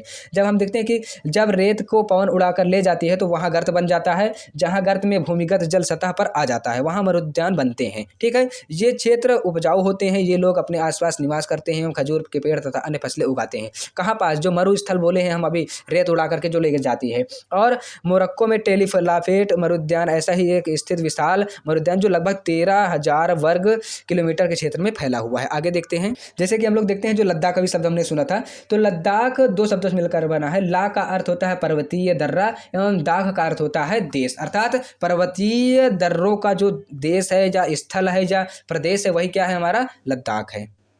जैसे देखा जाता है कि विश्व के सबसे ठंडे प्रदेशों में देखा जाए तो द्रास है वह हमारे लद्दाख में ही स्थित हमको दिखाई देता है। जैसे हम सभी लोग देख सकते हैं जम्मू कश्मीर में कि ये जो हमारा पूरा दिख रहा है, देखिए इधर चीन, इधर पाकिस्तान, इधर हम लोग तिब्बत सब लोग देखते हैं। तो ये बारालाचा हो गया है, ये हमारे संयोग इंडस नदी हो गई है, संयोग नदी हो गई, सिंधु नदी, जास्कर नदी, ये सभी हमको पूरा दिख रहा है। तो इसके विषय में हम लोग देख चुके हैं। हम लोग देखते हैं कि लद्दाख के विषय में जो जाने हैं तो लद्दाख को खा, पा, चान भी कहा जाता है। खापा चान भी कहा जाता है, जिसका अर्थ होता है हिमभूमि। हिमभूमि। जैसे हम लोग और देखते हैं कि क्रिकेट का सबसे जो अच्छा बल्ला मिलता है वह सरपत, विलो पेड़ की लकड़ी से बनता है। किसके? विलो। इसी को सरपत बोला जाता है। ठीक है, इसी का सबसे अच्छा क्रिकेट का जो बल्ला मिलता है। हेलो फ्रेंड्स, तो आप सभी लोगों को बता दूं, मैं अब आज की हमारी जो क्लास होती है वो समाप्त होती है। आप सभी लोगों को एक जानकारी देना चाहता हूं कि आप सभी लोगों का जो सिटी है वो दिखा दिया गया है, दिखा रहा है। आप सभी लोग अपना सिटी देख लीजिए सीटेट एग्जाम के लिए। और हम सभी लोगों से यही कहना चाहेंगे कि आप सभी लोग जितनी भी कक्षाएँ हुई हैं उसको जा करके अच्छे से देखते जाइए, अपने अध्ययन को और तीव्र करते जाइए, अधिक से अधिक प्रैक्टिस कीजिए और क्लासों को देखते हुए अपना जो ज्ञान है उसमें वृद्धि करते हुए अपने सीटेट एग्जाम को क्वालिफाई करिए और अपनी जो योग्यता है उसको धारित करिए। आप सभी लोग मेरे क्लास को लाइक शेयर कमेंट जरूर किया करिए और उसमें बताइए कि क्या कमियां हैं, क्या आपको और ऐड करके बताया जाए, और किस किस प्रकार के जो टॉपिक पर क्या नहीं समझ में आया है उससे रिलेटेड जो कुछ भी आपको चाहिए वो बताइए। हम आपको ज़रूर उसके लिए सेवा करेंगे। आप लोगों की जो मदद है वो हेल्प ज़रूर किया करेंगे।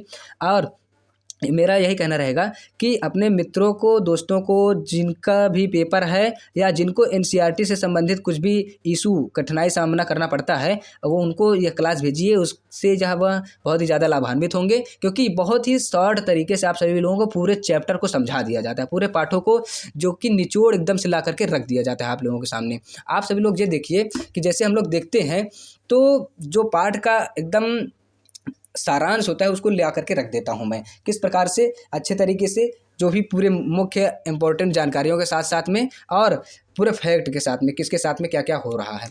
तो आप सभी लोग मेरे क्लास को लाइक शेयर कमेंट जरूर किया करिए और ज़्यादा से ज़्यादा लोगों तक प्रेषित करिए ताकि सभी लोग लाभान्वित हो सके। और इसी शब्द के साथ जय हिंद दोस्तों।